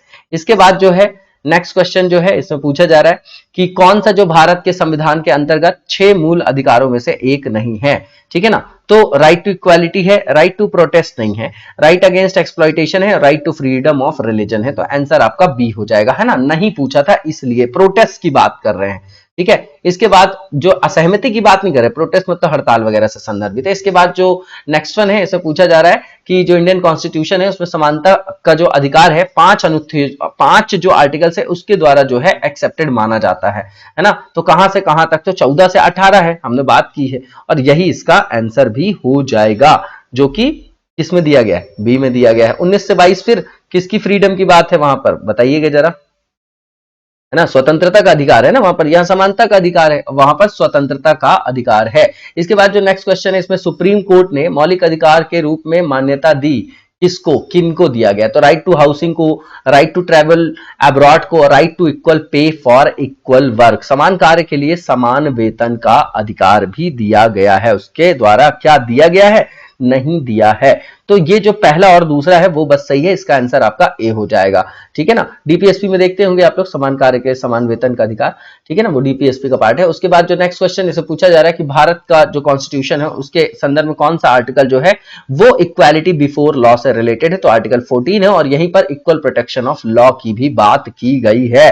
और इसके बाद जो नेक्स्ट क्वेश्चन है इसमें पूछा जा रहा है कि कौन से जो आपके राइट्स हैं वो आपके भारत में सभी व्यक्तियों को उपलब्ध नहीं है, भारत में सभी व्यक्तियों को उपलब्ध नहीं है, ये सिटीजन्स की बात कर रहे हैं, है ना। तो विधि के समक्ष समता और भेदभाव के विरुद्ध अधिकार, देश भर में स्वतंत्र भ्रमण की स्वतंत्रता और चुनाव लड़ने का अधिकार, है ना। तो जो आप खुद ही समझिए, विधि के समक्ष समता जो है और जो आपका लोक अवसर में जो आपका, देखिए यहां पर ध्यान से देखिएगा, ऐसे जो भी प्रावधान जहां स्पेसिफिकली सिटीजन्स के डायमेंशन से रिलेटेड है वही तो सिटीजन्स को दिया जाएगा, ठीक है ना। 15, 16, 19, 29, 30, ठीक है। तो यहां पर देखिए कि जो सभी व्यक्तियों को उपलब्ध नहीं है, कौन कौन से, कि राइट अगेंस्ट डिस्क्रिमिनेशन, कि भैया बाहर से आके लोग बोले कि हमको भी जो है यहाँ पर रिजर्वेशन दीजिए। उसके बाद freedom of independent travel across the country, ठीक है ना। और उसके बाद राइट टू कंटेस्ट, तो ये जो है सभी लोगों को प्राप्त नहीं है, केवल भारतीयों के संदर्भ में स्पेसिफिक है। बाकी इक्वालिटी बिफोर लॉ तो आपको देना ही पड़ेगा, है ना, आर्टिकल 21 देना ही पड़ेगा, ठीक है। तो वैसे भी 1 को आप एलिमिनेट कर देते तो आंसर आपका डी आपको इजिली मिल जाता। इसके बाद जो नेक्स्ट क्वेश्चन है इसमें पूछा जा रहा है कि जो भारतीय संविधान है उसकी जो प्रियम्बल है उसमें जो सोशलिज्म वर्ड जोड़ा गया है, उस शब्द को किस अनुच्छेद के साथ मिलकर पढ़ने से सर्वोच्च न्यायालय ने समान कार्य के लिए समान वेतन को मौलिक अधिकार परिभाषित करने की शक्ति प्राप्त हुई है उसको। तो ये क्या होना चाहिए, तो आर्टिकल 14, 15 और 16 होना चाहिए कि आपका ये, कि केवल 14 और 16, तो केवल लोक नियोजन में जो है अवसरों की समानता 16 और 14 होना चाहिए, है ना। यही जो 2 आपके आर्टिकल है वो इससे संदर्भित है, तो इसका आंसर आपका डी हो जाएगा। नेक्स्ट क्वेश्चन में पूछा जा रहा है कि ऐसा कौन सा आपका आर्टिकल है जिसमें लोक नियोजन के विषय में भारत के जो सभी सिटीजन्स हैं उनको अवसरों की समानता प्रदान की गई है, तो आर्टिकल 16 सब क्लॉज 1 और सब क्लॉज 2 होगा, इसका आंसर आपका बी हो जाएगा। 15(4) और जो 16(4) है आपको पता है कि अभी अमेंडमेंट भी किया गया था उसमें, किसके द्वारा, जब ईडब्ल्यूएस को इंट्रोड्यूस किया गया है, ठीक है। तो इसका आंसर आपका 16(1), 16(2) हो जाएगा। इसके बाद जो नेक्स्ट क्वेश्चन इसमें पूछा जा रहा है कि 6 से जो 14 ईयर के बीच के जो बच्चे होते हैं उनको शिक्षा का जो अधिकार दिया गया है वो किसके अंतर्गत आता है, तो फंडामेंटल राइट से आप लोगों को पता है ना, 86 अमेंडमेंट 2002 का। इसके बाद जो नेक्स्ट क्वेश्चन है इसमें पूछा जा रहा है कथन और स्टेटमेंट जो है और एजर्शन देके और रीजनिंग देके, ठीक है ना। तो यहां पर जो पहले लिखा गया है कि स्टेट जो will provide free and compulsory education to all children between the age of 6 to 14, तो ये तो अभी अभी देखा हमने, बिल्कुल ठीक है। दूसरा ये कि जो प्रजातांत्रिक लोकतांत्रिक डेमोक्रेटिक सोसाइटी होती है उसमें शिक्षा का अधिकार जो है ह्यूमन राइट्स मानवाधिकार के रूप में विकास के अधिकार की व्याख्या के लिए अपरिहार्य, बिल्कुल ठीक है, और इसकी व्याख्या भी बिल्कुल ठीक है। इसका आंसर आपका ए हो जाएगा। इसके बाद जो नेक्स्ट क्वेश्चन है इसमें पूछा जा रहा है कि निम्न में से कौन सा एक जो आपका राइट्स है वो नेशनल जो इमरजेंसी है उसमें भी समाप्त या सीमित नहीं किया जा सकता है। तो जीवन जीने का अधिकार है और वैयक्तिक स्वतंत्रता का अधिकार है, आर्टिकल 21 है, इसका आंसर आपका बी हो जाएगा। इसके बाद जो नेक्स्ट क्वेश्चन है इससे पूछा जा रहा है कि जो भारतीय संविधान है उसमें आर्टिकल 25 में जो प्रयुक्त वर्ड है हिंदू, वो उसमें कौन सम्मिलित नहीं है। तो बौद्ध है उसमें, जैन है उसमें, पारसी और सिख लिखा गया है। तो पारसियों को जो है उसमें सम्मिलित नहीं किया गया है और सिख और बुद्ध और जैन वहां पर जो है वहां सम्मिलित है। तो इसका आंसर आपका सी हो जाएगा, नॉट पूछा है इसलिए, ठीक है। इसके बाद जो नेक्स्ट क्वेश्चन है इसमें पूछा जा रहा है जो इंडियन कॉन्स्टिट्यूशन है उसमें कौन से आर्टिकल के थ्रू विधि की सम्यक प्रक्रिया के सिद्धांत को शामिल किया गया है ना। तो ये आपका आर्टिकल 21 है, ठीक है ना। मेनका गांधी वाला जो केस है, मेनका गांधी जिसको बोलते हैं आप लोग 1978, वो है आपका आर्टिकल 21। इसके बाद जो बंदी बनाया गया व्यक्ति है उसके मौलिक अधिकारों की रक्षा जो है किस अनुच्छेद के द्वारा की जाती है, ठीक है। तो आर्टिकल 22 है, इसमें जो बंदी है उनके अधिकारों का वहां पर संरक्षण किया गया है। इसके बाद जो नेक्स्ट क्वेश्चन इससे पूछा जा रहा है कि कौन सा जो स्टेटमेंट है वह ट्रू है। पहला ये कि right are state claims against citizens, अधिकार नागरिकों के विरुद्ध राज्य के दावे हैं। तो भैया नागरिकों के दावे हैं राज्य के विरोध में, नेगेटिव बोला जाता है इनको कैरेक्टर में। अधिकार वे विशेषाधिकार हैं जो किसी राज्य के संविधान में समाविष्ट हो, है ना। तो ये भी आपका गलत है, विशेषाधिकार नहीं है वो, अधिकार राज्य के विरुद्ध नागरिकों के दावे हैं, ये बिल्कुल ठीक है, यही आंसर होगा। उसके बाद लास्ट में लिखा है कि राइट्स जो है अधिकांश लोगों के विरुद्ध कुछ नागरिकों के विशेषाधिकार। तो भैया विशेषाधिकारों का अंत करना था राजा के शासन का, इसीलिए तो फंडामेंटल राइट्स को जो है आपका एम्बेडेड किया गया डेमोक्रेटिक कंट्रीज के कॉन्स्टिट्यूशन में। तो इसका आंसर आपका सी हो जाएगा, ठीक है ना। उसके बाद जो नेक्स्ट क्वेश्चन है इसे पूछा जा रहा है कि कौन जो है राज्य के डीपीएसपीस के अंतर्गत नहीं है। तो इस्टेब्लिशमेंट ऑफ वेलफेयर स्टेट, कल्याणकारी राज्य की स्थापना, बिल्कुल ठीक है। सामाजिक आर्थिक न्याय को सुनिश्चित करना, धार्मिक राज्य की स्थापना करना, ये कैसे आएगा। यहां पर तो कॉमन सिविल कोड की बात है आर्टिकल 44 में, तो यही गलत है आपका, यही आंसर हो जाएगा। उसके बाद establishment of a secular state, ये ठीक है। कॉमन सिविल कोड आर्टिकल 44, तो नॉट पूछा था इसलिए आंसर आपका सी हो जाएगा। नेक्स्ट में पूछा जा रहा है कि कौन सा जो एक नीचे दिया गया स्टेटमेंट है वो आपका डीपीएसपी का उद्देश्य नहीं। पहला ये कि बिल्कुल सेम क्वेश्चन है ये आपका, है ना, लेकिन ध्यान दीजिएगा वेलफेयर स्टेट आएगा, इसमें सोशियो इकोनॉमिक वेलफेयर भी आएगा। उसके बाद प्रमोट करना international peace and security, article 21 ये भी आएगा, और एक धार्मिक राज्य की स्थापना करना ये नहीं आएगा, सेकुलर स्टेट की स्थापना आएगा। तो आंसर इसका डी हो जाएगा।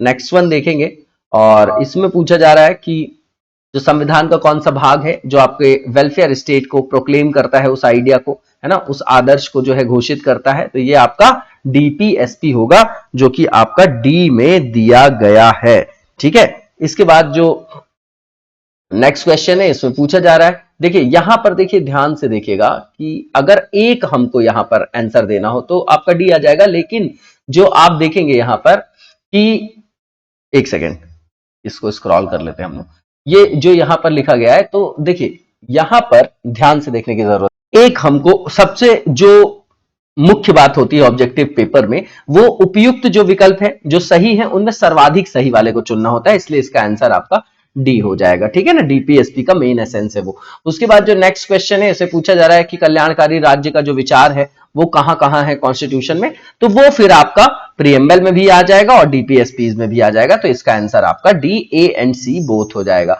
इसके बाद जो नेक्स्ट क्वेश्चन है इसमें पूछा जा रहा है कि जो डीपीएसपी है उसमें जो उसके सहज अध्ययन के लिए निम्न में से कौन से भागों में विभाजन किया जा सकता है, मतलब किस तरीके से उनमें जो है विभाजन किया जा सकता है। तो सोशलिस्ट किया जा सकता है, लिबरल इंटेलेक्चुअल भी किया जाता है ना, साइंटिफिक टेम्पर वगैरह। उसके बाद गांधीयन भी किया जाता है, एनवायरमेंटल एस्पेक्ट आ जाएगा इसमें, है ना। इसमें सामाजिक आर्थिक न्याय आ जाएगा आपका, है ना, वंचित वर्गों के लिए जो प्रावधान है एससी एसटी वो आ जाएगा, और गांधीयन जैसे पीआरआईज वगैरह है आपका, पशुपालन वगैरह है, मादक पदार्थों की जो आपकी क्या है, मनाही वगैरह आर्टिकल 48 में वो आ जाएगा। तो तीनों तरीके से कर सकते हैं, तो ऑल ऑफ द अबव इसका आंसर आपका डी हो जाएगा।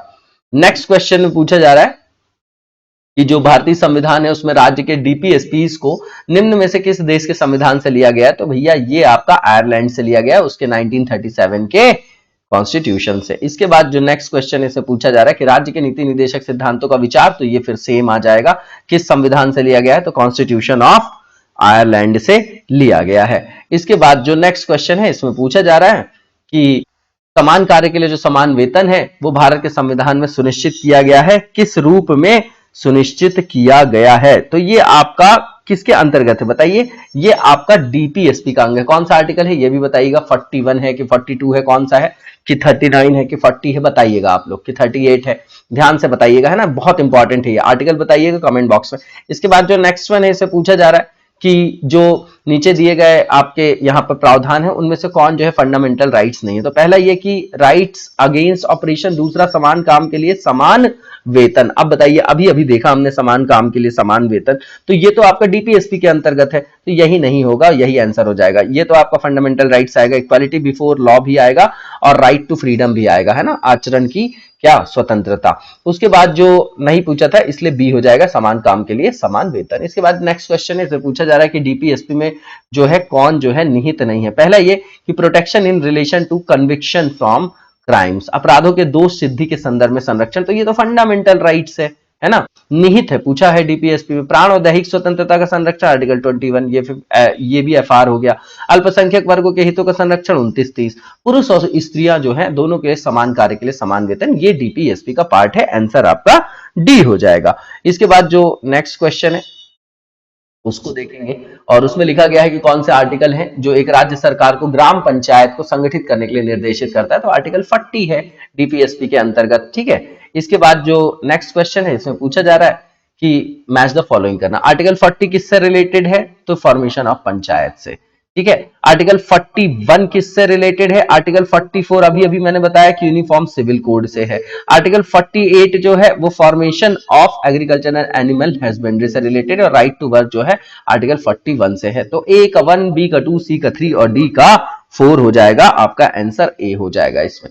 इसके बाद जो नेक्स्ट क्वेश्चन है इसमें पूछा जा रहा है कि जो भारतीय संविधान है उसका जो कौन सा पार्ट है जो इंटरनेशनल पीस और सिक्योरिटी को जो है वो राज्य के उत्तरदायित्व के संदर्भ में उल्लेखित करता है? तो ये आपका क्या है? ये आपका डीपीएसपी के अंतर्गत ही है, जो आर्टिकल 51 है आपका, ठीक है ना। ये यूपीएससी में भी पूछा गया था क्वेश्चन, ठीक है, क्योंकि 51 में है तो 51A में आपका फंडामेंटल ड्यूटीज है, तो वो कंफ्यूजन भी होता है। इसके बाद जो नेक्स्ट क्वेश्चन इसे पूछा जा रहा है कौन सा आर्टिकल भारत के विदेश नीति से रिलेटेड है? तो ये सीधी बात है ना, ये अंतरराष्ट्रीय शांति वगैरह की, सुरक्षा वगैरह की बात है, तो आर्टिकल 51 हो जाएगा वो भी आपका, ठीक है ना। इसके बाद हमारी फॉरेन पॉलिसी का मेन बेसिस भी है वो। इसके बाद जो नेक्स्ट क्वेश्चन है उससे पूछा जा रहा है कि संविधान का जो 42nd अमेंडमेंट था उसके द्वारा डीपीएसपीज में क्या नहीं जोड़ा गया? तो protection of children and adults from exploitation, ठीक है ना। उसके बाद समान न्याय और निःशुल्क कानूनी सहायता और यूनिफॉर्म कोड ऑफ कंडक्ट, तो ये पहले से ही था, इसको नहीं जोड़ा गया है। Participation of workers in management of industries, ये भी जोड़ा गया था, तो जोड़ा नहीं गया था पूछा जा रहा, तो यूनिफॉर्म सिविल कोड नहीं जोड़ा गया था, वो तो पहले से आर्टिकल 44 में है, ठीक है ना। इसके बाद जो नेक्स्ट क्वेश्चन है इसमें पूछा जा रहा है कि संविधान में किसके शोषण के विरुद्ध जो है अधिकार स्वीकृत किया गया है? तो बच्चों के और किसके? स्त्रियों के, जनजातियों के और दलितों के। तो भैया इसमें 1, 2, 3 तो आएंगे आपके, जनजाति आएंगी, बच्चे आएंगे, स्त्रियां आएंगी, लेकिन दलित वर्ड का कोई उल्लेख नहीं है वहां पर, ठीक है ना। तो 1, 2, 3 इसका आंसर आपका सी हो जाएगा। दलित देख के कंफ्यूज मत होइएगा, इस तरीके की कोई टर्मिनोलॉजी नहीं। इसके बाद जो नेक्स्ट क्वेश्चन इसमें पूछा जा रहा है कि डीपीएसपी के सिद्धांतों में सम्मिलित है। पहला ये कि state will try to protect and promote the environment of the country, 48 हो गया ये आर्टिकल 48, इसी को क्रियान्वित किया गया 1986 के एनवायरमेंटल प्रोटेक्शन एक्ट के द्वारा, सरकार के द्वारा। इसके बाद state will not forbid any person from equality before the law, तो ये तो भैया फंडामेंटल राइट्स के अंतर्गत आ जाएगा ना, ये जो है आपका फंडामेंटल राइट्स के अंतर्गत, तो आंसर आपका ए ही हो जाएगा। उसके बाद RRCSP है, रेस, रिलीजन, कास्ट, सेक्स और प्लेस ऑफ बर्थ, आर्टिकल 15 है फंडामेंटल राइट्स। और जो अस्पृश्यता का उन्मूलन है ना, तो ये आपका किस में है, आर्टिकल 17 में, लेकिन यहाँ पर प्रवर्तन लिखा है, तो वैसे भी DPSP का पार्ट नहीं है, आंसर आपका ए हो जाएगा। नेक्स्ट वन में पूछा जा रहा है कि DPSP जो है संविधान में बाद में जोड़ा गया, कौन सा एक DPSP जो संविधान में बाद में जोड़ा गया है, तो आर्टिकल 38, 39 देखते हैं, उसमें फ्री लीगल एडवाइस की बात की गई है, मुफ्त कानूनी सलाह, तो यह आपका सी हो जाएगा, ठीक है ना, सी हो जाएगा इसका आंसर आपका, ठीक है ना। नालसा वगैरह के गठन के बारे में आप लोगों ने सुना भी होगा।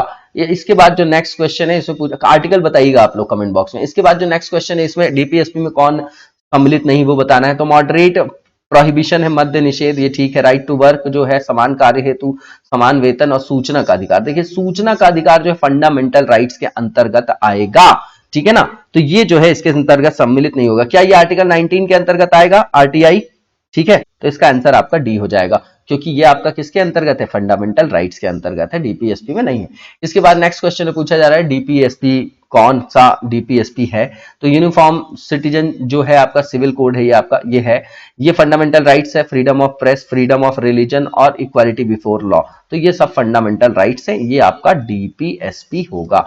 इसके बाद जो नेक्स्ट क्वेश्चन है, इसमें पूछा जा रहा है कि कौन सा जो है वो राज्य के नीति निर्देशक तत्वों के विषय के संदर्भ में है, उसकी पहचान करना है ना, उसमें सम्मिलित है, तो अल्कोहल प्रोहिबिशन है, child labour prohibition in factories and mines, उसके बाद force labour and force labour prohibition of untouchability, तो ये जो तीनों है ये फंडामेंटल राइट्स का पार्ट है, और जो पहला है केवल वो सिर्फ DPSP में है, गांधीयन फिलॉसफी के अंतर्गत आएगा, वो भी आर्टिकल जो है आपका कौन सा है बताइएगा, 47 और 48, देखिएगा ध्यान से आप लोग, उसमें आपको दिखाई देगा। इसके बाद जो नेक्स्ट क्वेश्चन इसे पूछा जा रहा है कि राज्य का जो DPSP है उसको एक ऐसा चेक बोला किसी ने कि वो ऐसा चेक है जो बैंक में सुविधा अनुसार अदा किया जाता है, तो ये स्टेटमेंट किसका है ये बताना है, तो ये KT शाह का स्टेटमेंट है, वेरी इंपॉर्टेंट, याद रखिएगा, इस तरीके के क्वेश्चन रेगुलर आते हैं स्टेट BCS में, यूपी तो जब मतलब पूछता ही पूछता है। इसके बाद जो नेक्स्ट क्वेश्चन है, इसमें पूछा जा रहा है कौन सा आर्टिकल है जिसको 42nd अमेंडमेंट के द्वारा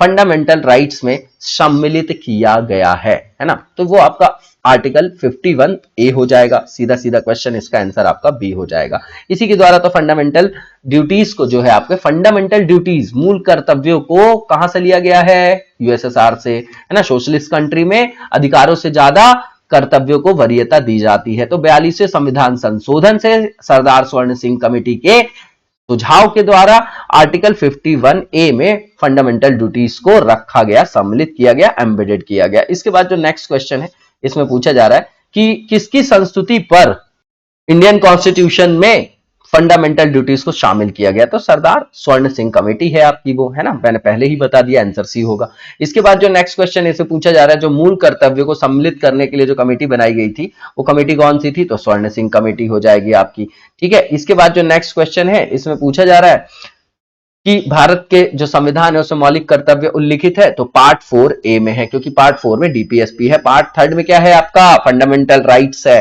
और पार्ट 6 में क्या है, स्टेट है कि यूनियन है, बताइएगा जरा आप लोग, ठीक है। इसके बाद कमेंट बॉक्स में बताया करिए, जो क्वेश्चंस यहां पर डिस्कस किए जाते हैं, जो पूछे जाते हैं, है ना, उससे हम लोगों को भी मोटिवेशन मिलता है। किस संविधान संशोधन के द्वारा भारतीय नागरिकों के लिए 10 मूल कर्तव्य संविधान में जोड़े गए, तो भैया 42nd है, कौन सा अमेंडमेंट है ये आपका, 42nd ही होगा ना, इसमें कोई डाउट तो नहीं है, डाउट इसमें 42nd होगा। इसके बाद जो नेक्स्ट क्वेश्चन है, इसमें पूछा जा रहा है भारत के नागरिकों के जो फंडामेंटल ड्यूटीज है उनका विवरण संविधान के किस भाग में है, तो ये भाग 4 में है, पार्ट 4A में है। इसके बाद जो नेक्स्ट क्वेश्चन है, इसमें पूछा जा रहा है कि इंडियन कॉन्स्टिट्यूशन के अंतर्गत फंडामेंटल ड्यूटीज को सम्मिलित नहीं करने वाले जो प्रावधान है उसको चिन्हित करना है, तो पहला ये to protect the country and serve the nation, ये तो है। अंडरस्टैंडिंग द जो परसिविंग लिखा है यहां पर कि हमारी जो सामाजिक संस्कृति की गौरवशाली परंपरा है उसके महत्व को समझना, उसके इंपॉर्टेंस को समझना और उसका परिरक्षण करना, प्रिजर्विंग लिखा हुआ है वो आपका, है ना, प्रिजर्वेशन से रिलेटेड है। और जो भी आपका ग्लोरियस ट्रेडिशन है उसकी इंपॉर्टेंस को बनाए रखना, सोशल कल्चर को, सामाजिक संस्कृति की गौरवशाली जो भी आपकी उसकी क्या है परंपरा, उसके महत्व को समझना और उसका परिरक्षण करना, ये भी है। ग्राम पंचायतों के गठन में सहायता करना, ये तो आर्टिकल 40 है ना, ये आपका किसके अंतर्गत है, डीपीएसपी में। और उसके बाद प्रोटेक्शन की बात किया है, पब्लिक प्रॉपर्टी और किसकी, हिंसा से दूर रहने की बात, तो ये भी है इसमें फंडामेंटल ड्यूटीज में। लेकिन ये ग्राम पंचायत का प्रावधान डीपीएसपी के अंतर्गत है तो नहीं पूछा गया था, इसलिए इसका आंसर क्या हो जाएगा, सी हो जाएगा। इसके बाद जो नेक्स्ट क्वेश्चन है इसमें पूछा जा रहा है कि जो भारत के प्रत्येक नागरिक है उनका कर्तव्य होगा कि प्राकृतिक पर्यावरण का सुधार किया जाना चाहिए। ये आर्टिकल 48 सब क्लॉज ए है। क्या है, आर्टिकल 48 सब क्लॉज ए है, ठीक है ना। अच्छा ये बताइए, यहां पर ध्यान से देखिएगा, पर्यावरण का जो उल्लेख है वो तो आर्टिकल 48 में आप देखते हैं, लेकिन यहां पर ध्यान से देखिएगा, ये सीधा सीधा फंडामेंटल ड्यूटीज से रिलेटेड आपका क्वेश्चन है। यहां पर ये पूछ रहा है कि लिखा गया है कि भारत के प्रत्येक नागरिक का कर्तव्य होगा, क्या होगा, कर्तव्य होगा। यहां से आपको इसको कैच करना था, है ना, ध्यान से देखने की जरूरत है। बाकी एनवायरमेंट का उल्लेख आपका आर्टिकल 48 और 48A में है, उसी को एक्टिवेट भी किया गया है आपका 80 जो आपका 1986 का एक्ट लाया गया है। बहुत सारे एक्ट और भी हैं आपके, है ना, वाटर पोल्यूशन कंट्रोल वाला जो एक्ट है आपका, एयर वाला है, तो एनवायरमेंट से रिलेटेड। लेकिन ये जो सेंटेंस है आपका सीधा सीधा कर्तव्य लिखा है, तो ये जो है आपका आर्टिकल 51A में है। और उसका भी अगर आप सब क्लॉज देखेंगे तो वो आपका जी है, आर्टिकल 51A का जी है वो आपका, ठीक है ना। तो इसका आंसर आपका सी हो जाएगा, ध्यान से देखने की आवश्यकता है। इसके बाद जो नेक्स्ट क्वेश्चन है इसमें जो पूछा गया है कि कौन सा एक गलत है उसको बताना है।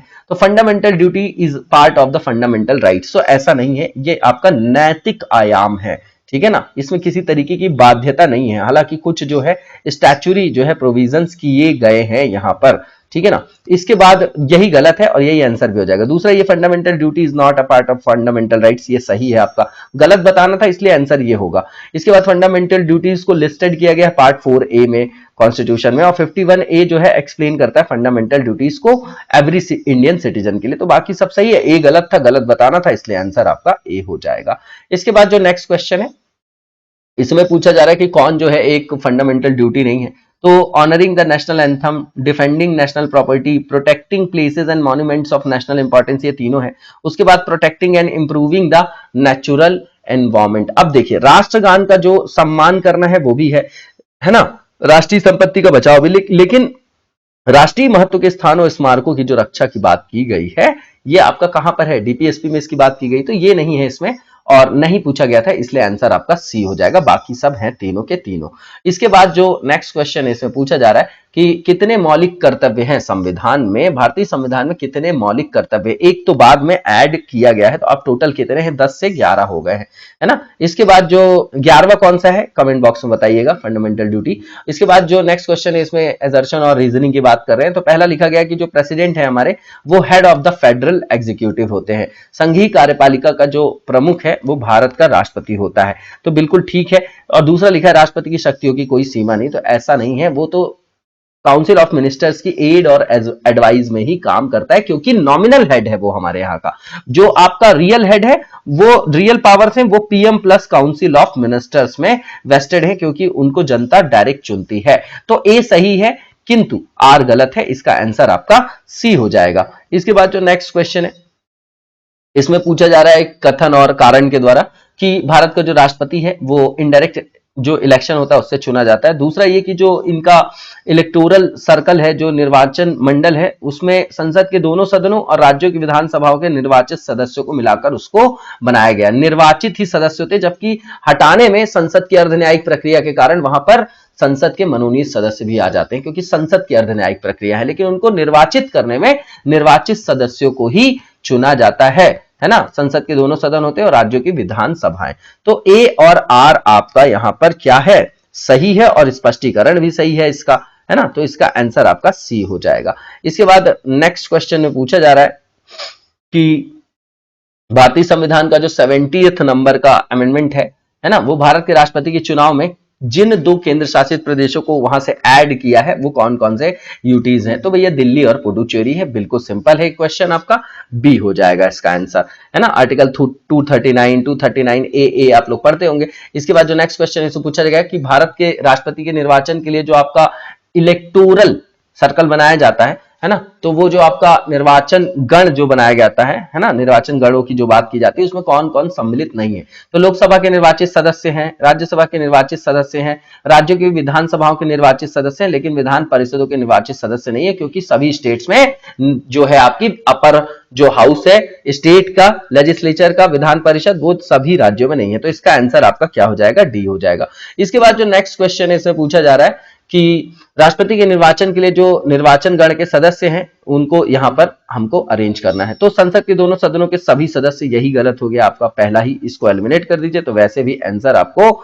मिल जाता है ना। तो इसका आंसर इजीली मिल जाता, तो 2 and 3 ओनली बी हो जाएगा, ठीक है ना। इसके बाद जो नेक्स्ट क्वेश्चन है इसमें पूछा जा रहा है कि भारत में राष्ट्रपति के चुनाव के लिए चुनाव मंडल है उसके सदस्य, लोकसभा के चुने हुए सदस्य, राज्यसभा के, राज्य विधानसभा के, ये तीनों हो जाएंगे, विधान परिषद के नहीं होंगे। तो 1 2 3 रिपीट है ये क्वेश्चन आपका।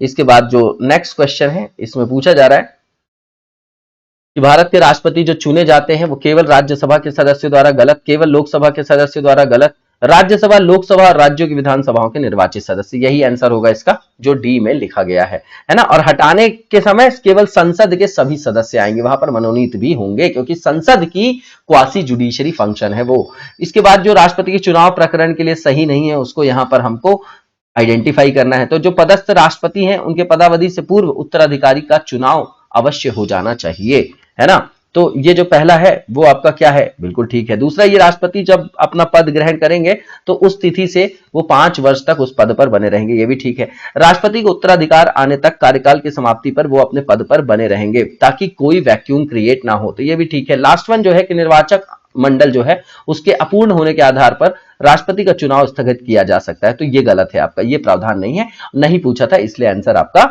डी हो जाएगा। इसके बाद जो नेक्स्ट क्वेश्चन है इसमें पूछा जा रहा है कि एक सांसद अथवा विधानसभा का जो सदस्य होता है राष्ट्रपति निर्वाचित हो सकता है, परंतु चुनाव लड़ने से पूर्व उसे अपनी सदस्यता से त्याग पत्र देना पड़ेगा, ये गलत है। इसके बाद अपने निर्वाचन से 6 माह के अंदर अपनी सदस्यता छोड़नी होगी, निर्वाचन होने के तुरंत उपरांत अपनी सदस्यता छोड़नी होगी, जब वो निर्वाचित हो जाए तो उसके बाद उसको अपनी सदस्यता छोड़नी होगी, ये बिल्कुल ठीक है। इमीडिएट प्रभाव से, इमीडिएट इफेक्ट से उसको छोड़ना पड़ेगा, यही सही है आपका, यही आंसर हो जाएगा।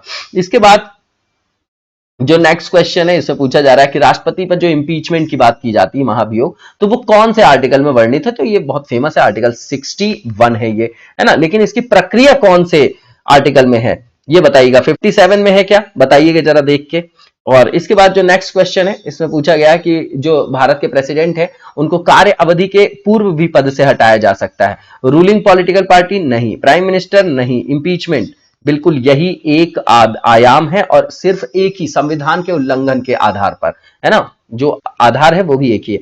तो यही आंसर होगा आपका जो सी में दिया गया है ना, आर्टिकल 61 महाभियोग, इंपीचमेंट। इसके बाद जो नेक्स्ट क्वेश्चन इसे पूछा जा रहा है कि कौन सा जो भारतीय राष्ट्रपति के महाभियोग से संदर्भित आर्टिकल है उसको यहां पर बताना है, तो आर्टिकल 61 है, यहां पर आंसर सी हो जाएगा। इसके बाद जो नेक्स्ट क्वेश्चन है इसमें पूछा जा रहा है कि भारत के राष्ट्रपति के विरुद्ध किसके द्वारा महाभियोग लाया जा सकता है, किसको अधिकार है, तो संसद के दोनों सदनों को, किसी एक सदन में लाया जाएगा, दूसरा सदन उसका परीक्षण करेगा, उसके बाद डिसीजन लिया जाएगा, तो आंसर आपका ए हो जाएगा। इसके बाद जो नेक्स्ट क्वेश्चन इससे पूछा जा रहा है कि जो भारत के राष्ट्रपति हैं उन पर महाभियोग चलाने के लिए कम से कम कितने दिन की पूर्व सूचना उनको देना आवश्यक होता है ना, ये बहुत इंपॉर्टेंट है। 14 डेज जो है प्रायर जो है उनको इंफॉर्मेशन नोटिस दिया जाता है, तभी महाभियोग उनके ऊपर आरोपित किया जाएगा। इसके बाद जो नेक्स्ट क्वेश्चन है इससे पूछा जा रहा है कि जो आपके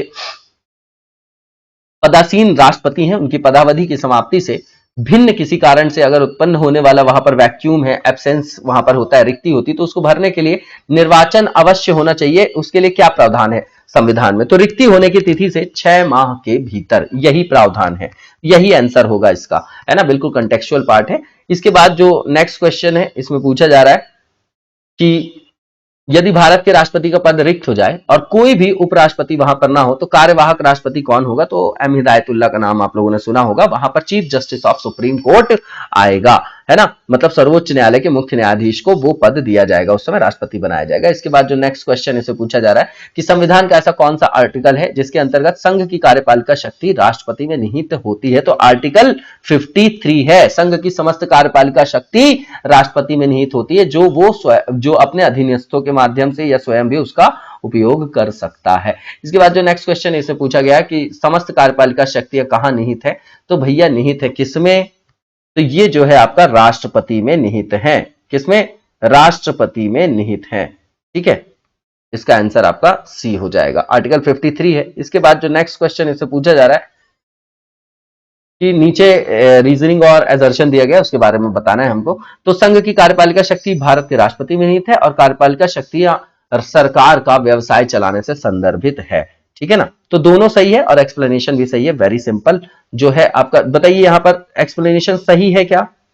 तो अगर एक्सप्लेनेशन की बात करेंगे तो सही नहीं है कि executive powers are related to the running of government business. तो केवल इसी के लिए नहीं, और भी जो भी पॉलिसीज बनती हैं उनको एग्जीक्यूशन का काम, जैसे आप लोगों का सिलेक्शन होगा यूपी पीसीएस के थ्रू या यूपीएससी के थ्रू, तो आप कार्यपालिका का अंग बनने जा रहे हैं, है ना। तो व्याख्या ये जो है संदर्भित नहीं है इससे, है ना। ए और आर दोनों सही है लेकिन व्याख्या जो है वो सही नहीं है, इसलिए इसका आंसर आपका बी हो जाएगा। इसके बाद जो नेक्स्ट क्वेश्चन है इसमें पूछा जा रहा है कि निम्नलिखित कथनों पर विचार करें और फिर सही जो भी हो उनको आइडेंटिफाई करें। पहला ये कि executive power of the union is vested in the prime minister. तो अभी अभी हमने पढ़ा कि ये किस में निहित होती है? राष्ट्रपति में। तो पहला एलिमिनेट कर दीजिए तो वैसे भी आंसर मिल जाएगा सी।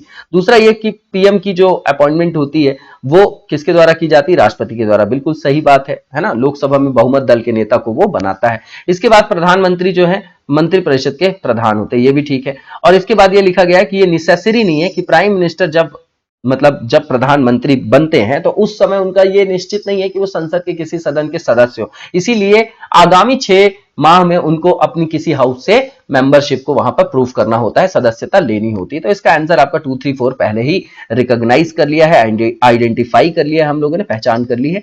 इसके बाद जो नेक्स्ट क्वेश्चन इससे पूछा जा रहा है कि इंडियन रिपब्लिक का हेड कौन है? तो भैया राष्ट्रपति जी हैं, प्रेसिडेंट ऑफ इंडिया है। ठीक है ना, प्रेसिडेंट ऑफ इंडिया है। इसका आंसर आपका ए हो जाएगा। इसके बाद जो नेक्स्ट क्वेश्चन है इसमें पूछा जा रहा है कि आर्टिकल 108 के अंतर्गत जो ज्वाइंट सेशन का प्रावधान है उसमें लोकसभा और राज्यसभा की जो संयुक्त बैठक आहूत बुलाता कौन है उसको? तो भैया आहूत कौन करता है? तो राष्ट्रपति करते हैं उसको आहूत, है ना, याद रखिएगा। इसके बाद जो नेक्स्ट क्वेश्चन है इसमें पूछा जा रहा है कि जो भारत के राष्ट्रपति हैं उनसे रिलेटेड कौन सा स्टेटमेंट गलत है? पहला यह कि it is a constituent part of parliament, बिल्कुल ठीक बात है। President plus upper house Rajya Sabha plus Lok Sabha से मिलकर संसद बनती है, ये आर्टिकल 79 बोलता है, पहला सही है। दूसरा ये ही participates in discussion in both house, क्या ऐसा होता है? ये ऐसा नहीं होता है। वो जो है स्पेशल एड्रेस करने आते हैं, है ना, वो सब बातें अलग हैं, लेकिन वो दिन प्रतिदिन की चर्चा में भाग नहीं लेते, यही गलत है और यही आंसर हो जाएगा। प्रत्येक वर्ष दोनों सदनों की संयुक्त बैठक को संबोधित करता है, बिल्कुल ठीक बात है ना। उसके बाद किन्हीं परिस्थितियों में अध्यादेश जारी कर सकता है, आर्टिकल 1, 2, 3, ये भी बिल्कुल ठीक है। दूसरा गलत था, आंसर इसका बी हो जाएगा। इसके बाद जो नेक्स्ट क्वेश्चन है इसमें देखेंगे हम लोग क्या पूछा जा रहा है। इससे पूछा जा रहा है कि कोई जो बिल है संसद के दोनों सदनों द्वारा पारित कर दिया गया हो तो उसमें से निम्नलिखित में से किसको उस विधेयक पर अनुमति रोकने का अधिकार? तो भैया किसकी अनुमति के बाद बिल जो है, जो आपका विधेयक लाया गया है वो कानून बन जाएगा? तो वो राष्ट्रपति है, तो उसमें अनुमति रोकने का भी अधिकार किसके पास प्राप्त होगा? तो आर्टिकल 111, जहां पर बिल को सहमति देने का अधिकार है वहीं पर असहमति का भी अधिकार है, वहीं से वीटो पावर जो है डिराइव होती है। तो आंसर इसका क्या हो जाएगा? ए हो जाएगा। इसके बाद जो नेक्स्ट क्वेश्चन है इसमें पूछा जा रहा है कि केंद्रीय मंत्रिपरिषद ने वर्ष 2002 में जो इलेक्टोरल रिफॉर्म से रिलेटेड ऑर्डिनेंस था उसमें बिना किसी बदलाव के उसे राष्ट्रपति को वापस भेजा। तब राष्ट्रपति ने भारत के संविधान के कौन से अनुच्छेद से उसे अपनी सहमति दी, है ना, कौन से अनुच्छेद के अंतर्गत जो है उसने उनको अपनी सहमति दी? तो भैया ये अध्यादेश की बात कल चल रही है तो आर्टिकल 123 होगा, इसमें अध्यादेश के बारे में ये पूछ रहे हैं यहाँ पर। इसके बाद जो नेक्स्ट क्वेश्चन है इसमें पूछा जा रहा है कि कौन सा आर्टिकल कॉन्स्टिट्यूशन का है जिसके अंतर्गत राष्ट्रपति जी को अध्यादेश जारी करने की शक्ति? तो आर्टिकल 123 और गवर्नर की 213 है, 213। इसके बाद जो नेक्स्ट क्वेश्चन है इसमें पूछा जा रहा है कि किन की नियुक्ति भारत के राष्ट्रपति के द्वारा की जाती है? तो इंपॉर्टेंट बात, जो भी बॉडी आप देख रहे हैं उनके चेयरपर्सन की नियुक्ति यही करते हैं। तो फाइनेंस कमीशन के अध्यक्ष, बिल्कुल ठीक है। योजना आयोग के उपाध्यक्ष की बात यहां पर की जा रही है, जो कि अब क्या हो गया है क्वेश्चन, वो आपका पुराना हो गया है।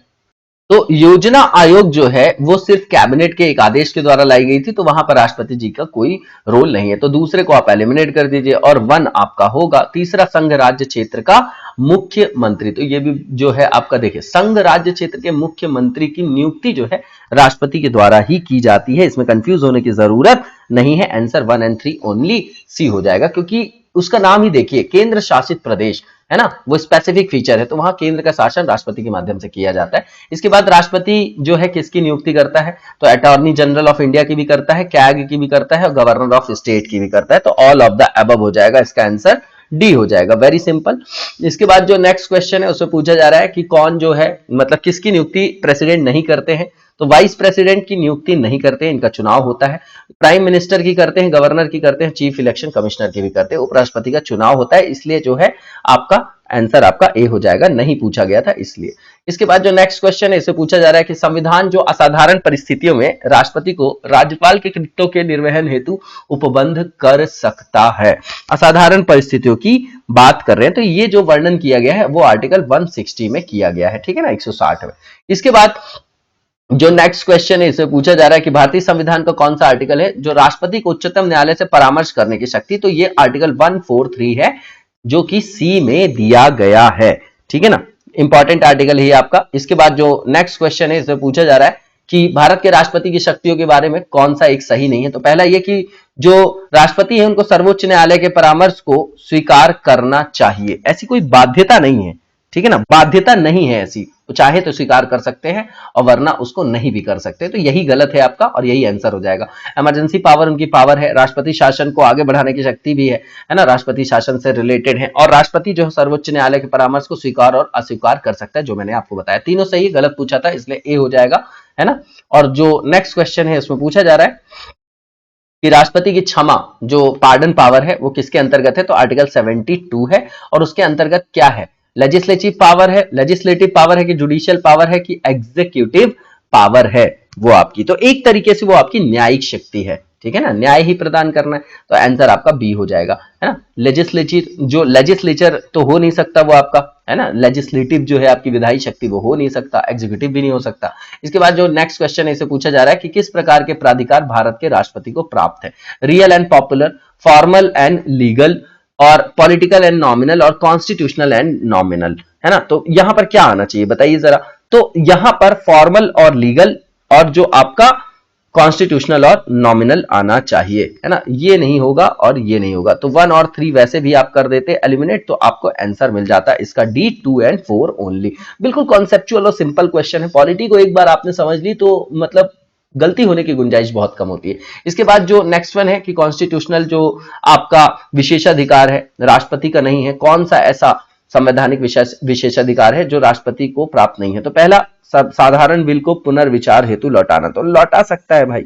उसके बाद वित्तीय बिल को पुनर्विचार के लिए लौटाना, ये पावर नहीं दी गई है उनको, यही इसका आंसर हो जाएगा। उसके बाद लोकसभा को भंग राष्ट्रपति ही करता है, प्रधानमंत्री की नियुक्ति भी राष्ट्रपति करते हैं, तो आंसर आपका बी हो जाएगा। इसके बाद नहीं पूछा था इसलिए। इसके बाद जो नेक्स्ट क्वेश्चन है इसमें कथन दिया गया है कि राष्ट्रपति संसद का भाग है, बिल्कुल ठीक है। संसद के दोनों सदनों द्वारा पारित विधेयक राष्ट्रपति के स्वीकृति के बिना कानून नहीं बन सकता, बिल्कुल ठीक बात है, और व्याख्या भी बिल्कुल ठीक है, इसका आंसर आपका ए हो जाएगा, ठीक है ना। बोथ ए एंड आर जो है वो करेक्ट है, और करेक्ट एक्सप्लेनेशन भी की जा रही है ए की आर के द्वारा। इसके बाद जो नेक्स्ट वन है इसमें भी कथन कारण है, तो रक्षा बलों का सर्वोच्च कमांडर हमारे प्रेसिडेंट होते हैं, और प्रधान सेनापति की हैसियत से, है ना, राष्ट्रपति की शक्तियां विधायी नियंत्रण से स्वतंत्र हैं, ठीक है ना। तो ये भैया गलत है, ए सही है, आर गलत है, इसका आंसर आपका सी हो जाएगा, ठीक है ना। बिल्कुल जो है ये कॉन्ट्राडिक्टरी और बिल्कुल जो है किसी भी तरीके से ये आपको वैसे भी पढ़ के सही नहीं लगेगा, क्योंकि स्वतंत्रता थोड़ी है कि विधायी नियंत्रण से ही स्वतंत्र हो जाएंगे, वो तो प्राधिकारी हैं, व्यक्ति के तौर पे नहीं, प्राधिकारी राष्ट्रपति के तौर पे उनको कुछ उन्मुक्तियां हैं जो आर्टिकल 361 में है ना। भारत के चौथे राष्ट्रपति कौन थे ये यहां पर पूछा जा रहा है, तो भैया ये वीवी गिरी थे, ठीक है ना। और क्यों पूछा गया है, क्या स्पेसिफिक फीचर था इनके बारे में, हाँ वीवी गिरी के बारे में वो भी बताइएगा। इसके बाद जो नेक्स्ट क्वेश्चन इससे पूछा जा रहा है कि सर्वसम्मति से निर्वाचित भारत के राष्ट्रपति कौन थे, तो ये आपके एन संजीव रेड्डी होने चाहिए क्या, वही है आपके, इसका आंसर आपका सी हो जाएगा। निर्विरोध जो है इनको सर्वसम्मति से चुना गया था। इसके बाद जो है नेक्स्ट क्वेश्चन इसे पूछा जा रहा है कि भारतीय राष्ट्रपति के सर्वसम्मति से चुने जाने का अभी तक एकमात्र उदाहरण कौन है, तो भैया वो नीलम संजीव रेड्डी हैं, सर्वसम्मति से इनको चुना गया था। इसके बाद जो नेक्स्ट क्वेश्चन है इसे पूछा जा रहा है कि कौन जो है भारत के राष्ट्रपतियों में कौन दार्शनिक राजा अथवा दार्शनिक शासक के रूप में भी जाना जाता है, ये संज्ञा उनको दी जाती है, तो डॉक्टर राधाकृष्णन, सर्वपल्ली राधाकृष्णन जी को दार्शनिक राजा या दार्शनिक शासक के रूप में जाना जाता है। इसके बाद जो नेक्स्ट क्वेश्चन है इससे पूछा जा रहा है कि भारत के निम्नलिखित राष्ट्रपतियों में से कौन जो है ट्रेड यूनियन आंदोलन से रिलेटेड रहे हैं, तो ये आपके बहुत फेमस नाम है आपका, है ना, तो ये जो है आपके वीवी गिरी रहे हैं, ठीक है ना, वीवी गिरी रहे हैं, फेमस है आपके। इसके बाद नेक्स्ट जो क्वेश्चन है इसमें पूछा जा रहा है कि जो निम्न मुख्य न्यायाधीश हैं उनमें से किस एक ने राष्ट्रपति के रूप में कार्य किया था, तो एम हिदायतुल्लाह जी का नाम मैंने पहले भी लिया है, वही इसका आंसर भी हो जाएगा। और इसके बाद जो नेक्स्ट क्वेश्चन है इसमें पूछा जा रहा है कि किसी भौगोलिक क्षेत्र को शेड्यूल्ड एरिया घोषित करने का कॉन्स्टिट्यूशनल जो राइट है वो किसको है, तो भैया हमारे प्रेसिडेंट जी को दिया गया है ना, ये आर्टिकल 244 वगैरह आप लोग देखते होंगे, है ना, उसी के संदर्भ में, तो आंसर आपका राष्ट्रपति हो जाएगा। इसके बाद जो नेक्स्ट क्वेश्चन इसे पूछा जा रहा है कि वो राष्ट्र का प्रतिनिधित्व करता है परंतु राष्ट्र का नेतृत्व नहीं करता है, ये जो उक्ति है निम्न में से किसी पर लागू होती है, तो भैया नॉमिनल हेड है हमारे प्रेसिडेंट साहब के ऊपर ये आपके लागू होती है, तो इसका आंसर क्या हो जाएगा आपका बी हो जाएगा।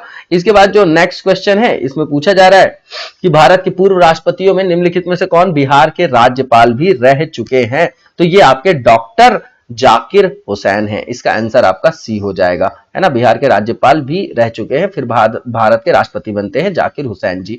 इसके बाद जो नेक्स्ट क्वेश्चन है इसमें राष्ट्रपति भवन को डिजाइन किसने किया है ना, तो बताइए किसने किया है, बहुत फेमस नाम है, तो एडवर्ड लुटियंस ने किया है, इसका आंसर आपका सी हो जाएगा, ठीक है। इसके बाद जो नेक्स्ट क्वेश्चन है इससे पूछा जा रहा है कि जो भारत के उपराष्ट्रपति हैं उनके निर्वाचन के लिए निर्वाचक गण तैयार किया जाता है, उसमें कौन कौन उसके सदस्य होते हैं, तो संसद के दोनों सदनों के सभी सदस्य उसमें होते हैं, इसका आंसर आपका बी हो जाएगा। इसके बाद जो नेक्स्ट क्वेश्चन है इसमें पूछा जा रहा है कि उपराष्ट्रपति से रिलेटेड जो स्टेटमेंट है कौन सा सही नहीं है, तो पहला ये कि उपराष्ट्रपति बनने के लिए व्यक्ति के पास जनता के सदन के सदस्य की निर्वाचित होने की योग्यता होनी चाहिए, है ना, तो सही नहीं पूछा गया है इसमें, ठीक है ना, तो ये तो आपका सही नहीं होगा क्योंकि जब लोकसभा के और राज्यसभा के संदर्भ में है तो, है ना, तो इसमें पॉपुलर सेशन का होना ही नहीं चाहिए बात, है ना। उसके बाद जो है आपका किसी राज्य की विधायिका को सदस्य इस पद के लिए उम्मीदवार हो सकते हैं, ठीक है। उपराष्ट्रपति के पद का कार्यकाल उतना ही होता है जितना कि राष्ट्रपति का होता है, उपराष्ट्रपति का उतना ही होता है जितना राष्ट्रपति का होता है, ठीक है। तो आप देखिए यहां पर पहला गलत था आपका, दूसरा सही है, तीसरा सही है और चौथा जो है उसको एक औपचारिक महाभियोग के द्वारा हटाया जा सकता है, तो एक नॉर्मल सा संकल्प लाया जाता है राज्यसभा में, अगर वो वहां से पारित हो जाए और लोकसभा उसमें सहमति दे दे तो उनको पद से हटाया जा सकता है, तो ये गलत है आपका, पहला और चौथा गलत है, आंसर आपका सी हो जाएगा। इसके बाद जो नेक्स्ट क्वेश्चन है इसमें पूछा जा रहा है कि कौन जो है भारत के उपराष्ट्रपति का निर्वाचन करते हैं, तो लोकसभा के सदस्य, राज्यसभा के सदस्य, विधानसभा और विधान परिषद का यहां कोई औचित्य नहीं है, इसका आंसर आपका ए हो जाएगा, 1 और 2 ओनली। इसके बाद नेक्स्ट जो क्वेश्चन है इसमें पूछा जा रहा है कि उपराष्ट्रपति को उसके पद से किस तरीके से हटाया जा रहा है, किसके प्रस्ताव के द्वारा हटाया जा सकता है, तो भैया किसके प्रस्ताव के द्वारा हटाया जा सकता है बताइए जरा, स्टेट काउंसिल के, यहां पर जो स्टेट काउंसिल है वही आपकी राज्यसभा है, तो इसका आंसर आपका ए हो जाएगा, ठीक है। और इसके बाद जो नेक्स्ट क्वेश्चन है इसमें पूछा जा रहा है कि उपराष्ट्रपति को पदच्युत करने संबंधी प्रस्ताव प्रस्तुत किया जा सकता है, कहां पर प्रस्तुत किया जा सकता है, तो राज्यसभा में लाया जाएगा क्योंकि वहीं के तो पदेन उपसभापति होते हैं, वो आपके पदेन सभापति होते हैं आपके, है ना। जो उपराष्ट्रपति होते हैं उनका मेन काम क्या है, एक्स ऑफिशियो उनको चेयरमैन बनाया जाता है, कहां का चेयरमैन, राज्यसभा का, इसीलिए जो है ये पद का निर्माण भी किया गया है और कार्यवाहक राष्ट्रपति के रूप में भी काम करते हैं, यही दो मुख्य काम है उनके। इसके बाद जो नेक्स्ट क्वेश्चन इसमें पूछा जा रहा है किस एक की अध्यक्षता ऐसे के द्वारा होती है जो उसका सदस्य नहीं होता है, जो उसका सदस्य नहीं होता है, तो जो ये है आपका, इसका आंसर आपका राज्यसभा होगा, ठीक है ना, राज्यसभा बिल्कुल सिंपल है ना। इसकी अध्यक्षता कौन करते हैं, तो भैया आपके वाइस प्रेसिडेंट करते हैं, लेकिन वो वहां के मेंबर नहीं होते हैं, ठीक है ना, इसीलिए जब ज्वाइंट सेशन होता है तो उसकी अध्यक्षता भी उनको नहीं दी जाती है, यही एक रीजन है, ठीक है। इसके बाद जो नेक्स्ट क्वेश्चन है इसमें पूछा जा रहा है कि कौन सा जो आपका इनकरेक्ट है उसको यहां पर बताना है। तो जो राष्ट्रपति और राज्यपाल हैं उनको शासकीय कार्यों के लिए विधिक कार्यवाही से उन्मुक्ति है ना, पहला जो लिखा गया, ठीक है। दूसरा ये कि no court can compel a governor to perform any duty, बिल्कुल ठीक है। तीसरा ये राज्यपाल को व्यक्तिगत कार्यों के लिए सिविल कार्यवाही लाने के लिए 2 माह के पूर्व उनको लिखित सूचना देनी पड़ेगी, ये भी ठीक है। उसके बाद जो मंत्री हैं उनके द्वारा राष्ट्रपति या राज्यपाल को दिए गए सलाह जो है उसको जांचने के लिए न्यायालय को प्राधिकार दिया गया, ये गलत है कि सलाह जो दी गई है उस सलाह की जांच नहीं की जा सकती, यही गलत है। और इसका आंसर आपका क्या हो जाएगा, डी हो जाएगा। इसके बाद जो नेक्स्ट क्वेश्चन है इसमें पूछा जा रहा है कि आर्टिकल 78 में कौन से प्रावधान है ना, दायित्व का वहां पर उल्लेख है, तो किसके संदर्भ में, तो प्रधानमंत्री के दायित्व है कि वो राष्ट्रपति को बताए कि किस तरीके का काम चल रहा है विधि के संदर्भ में, है ना, वो प्रधानमंत्री के कर्तव्य है राष्ट्रपति के प्रति। तो इसका आंसर आपका डी हो जाएगा। इसी के साथ आज की वीडियो को यहीं पर विराम देंगे, नेक्स्ट वीडियो में कंटिन्यू करेंगे, तब तक लगातार जबरदस्त तरीके से पढ़ते रहिए। Thank you so much, best of luck.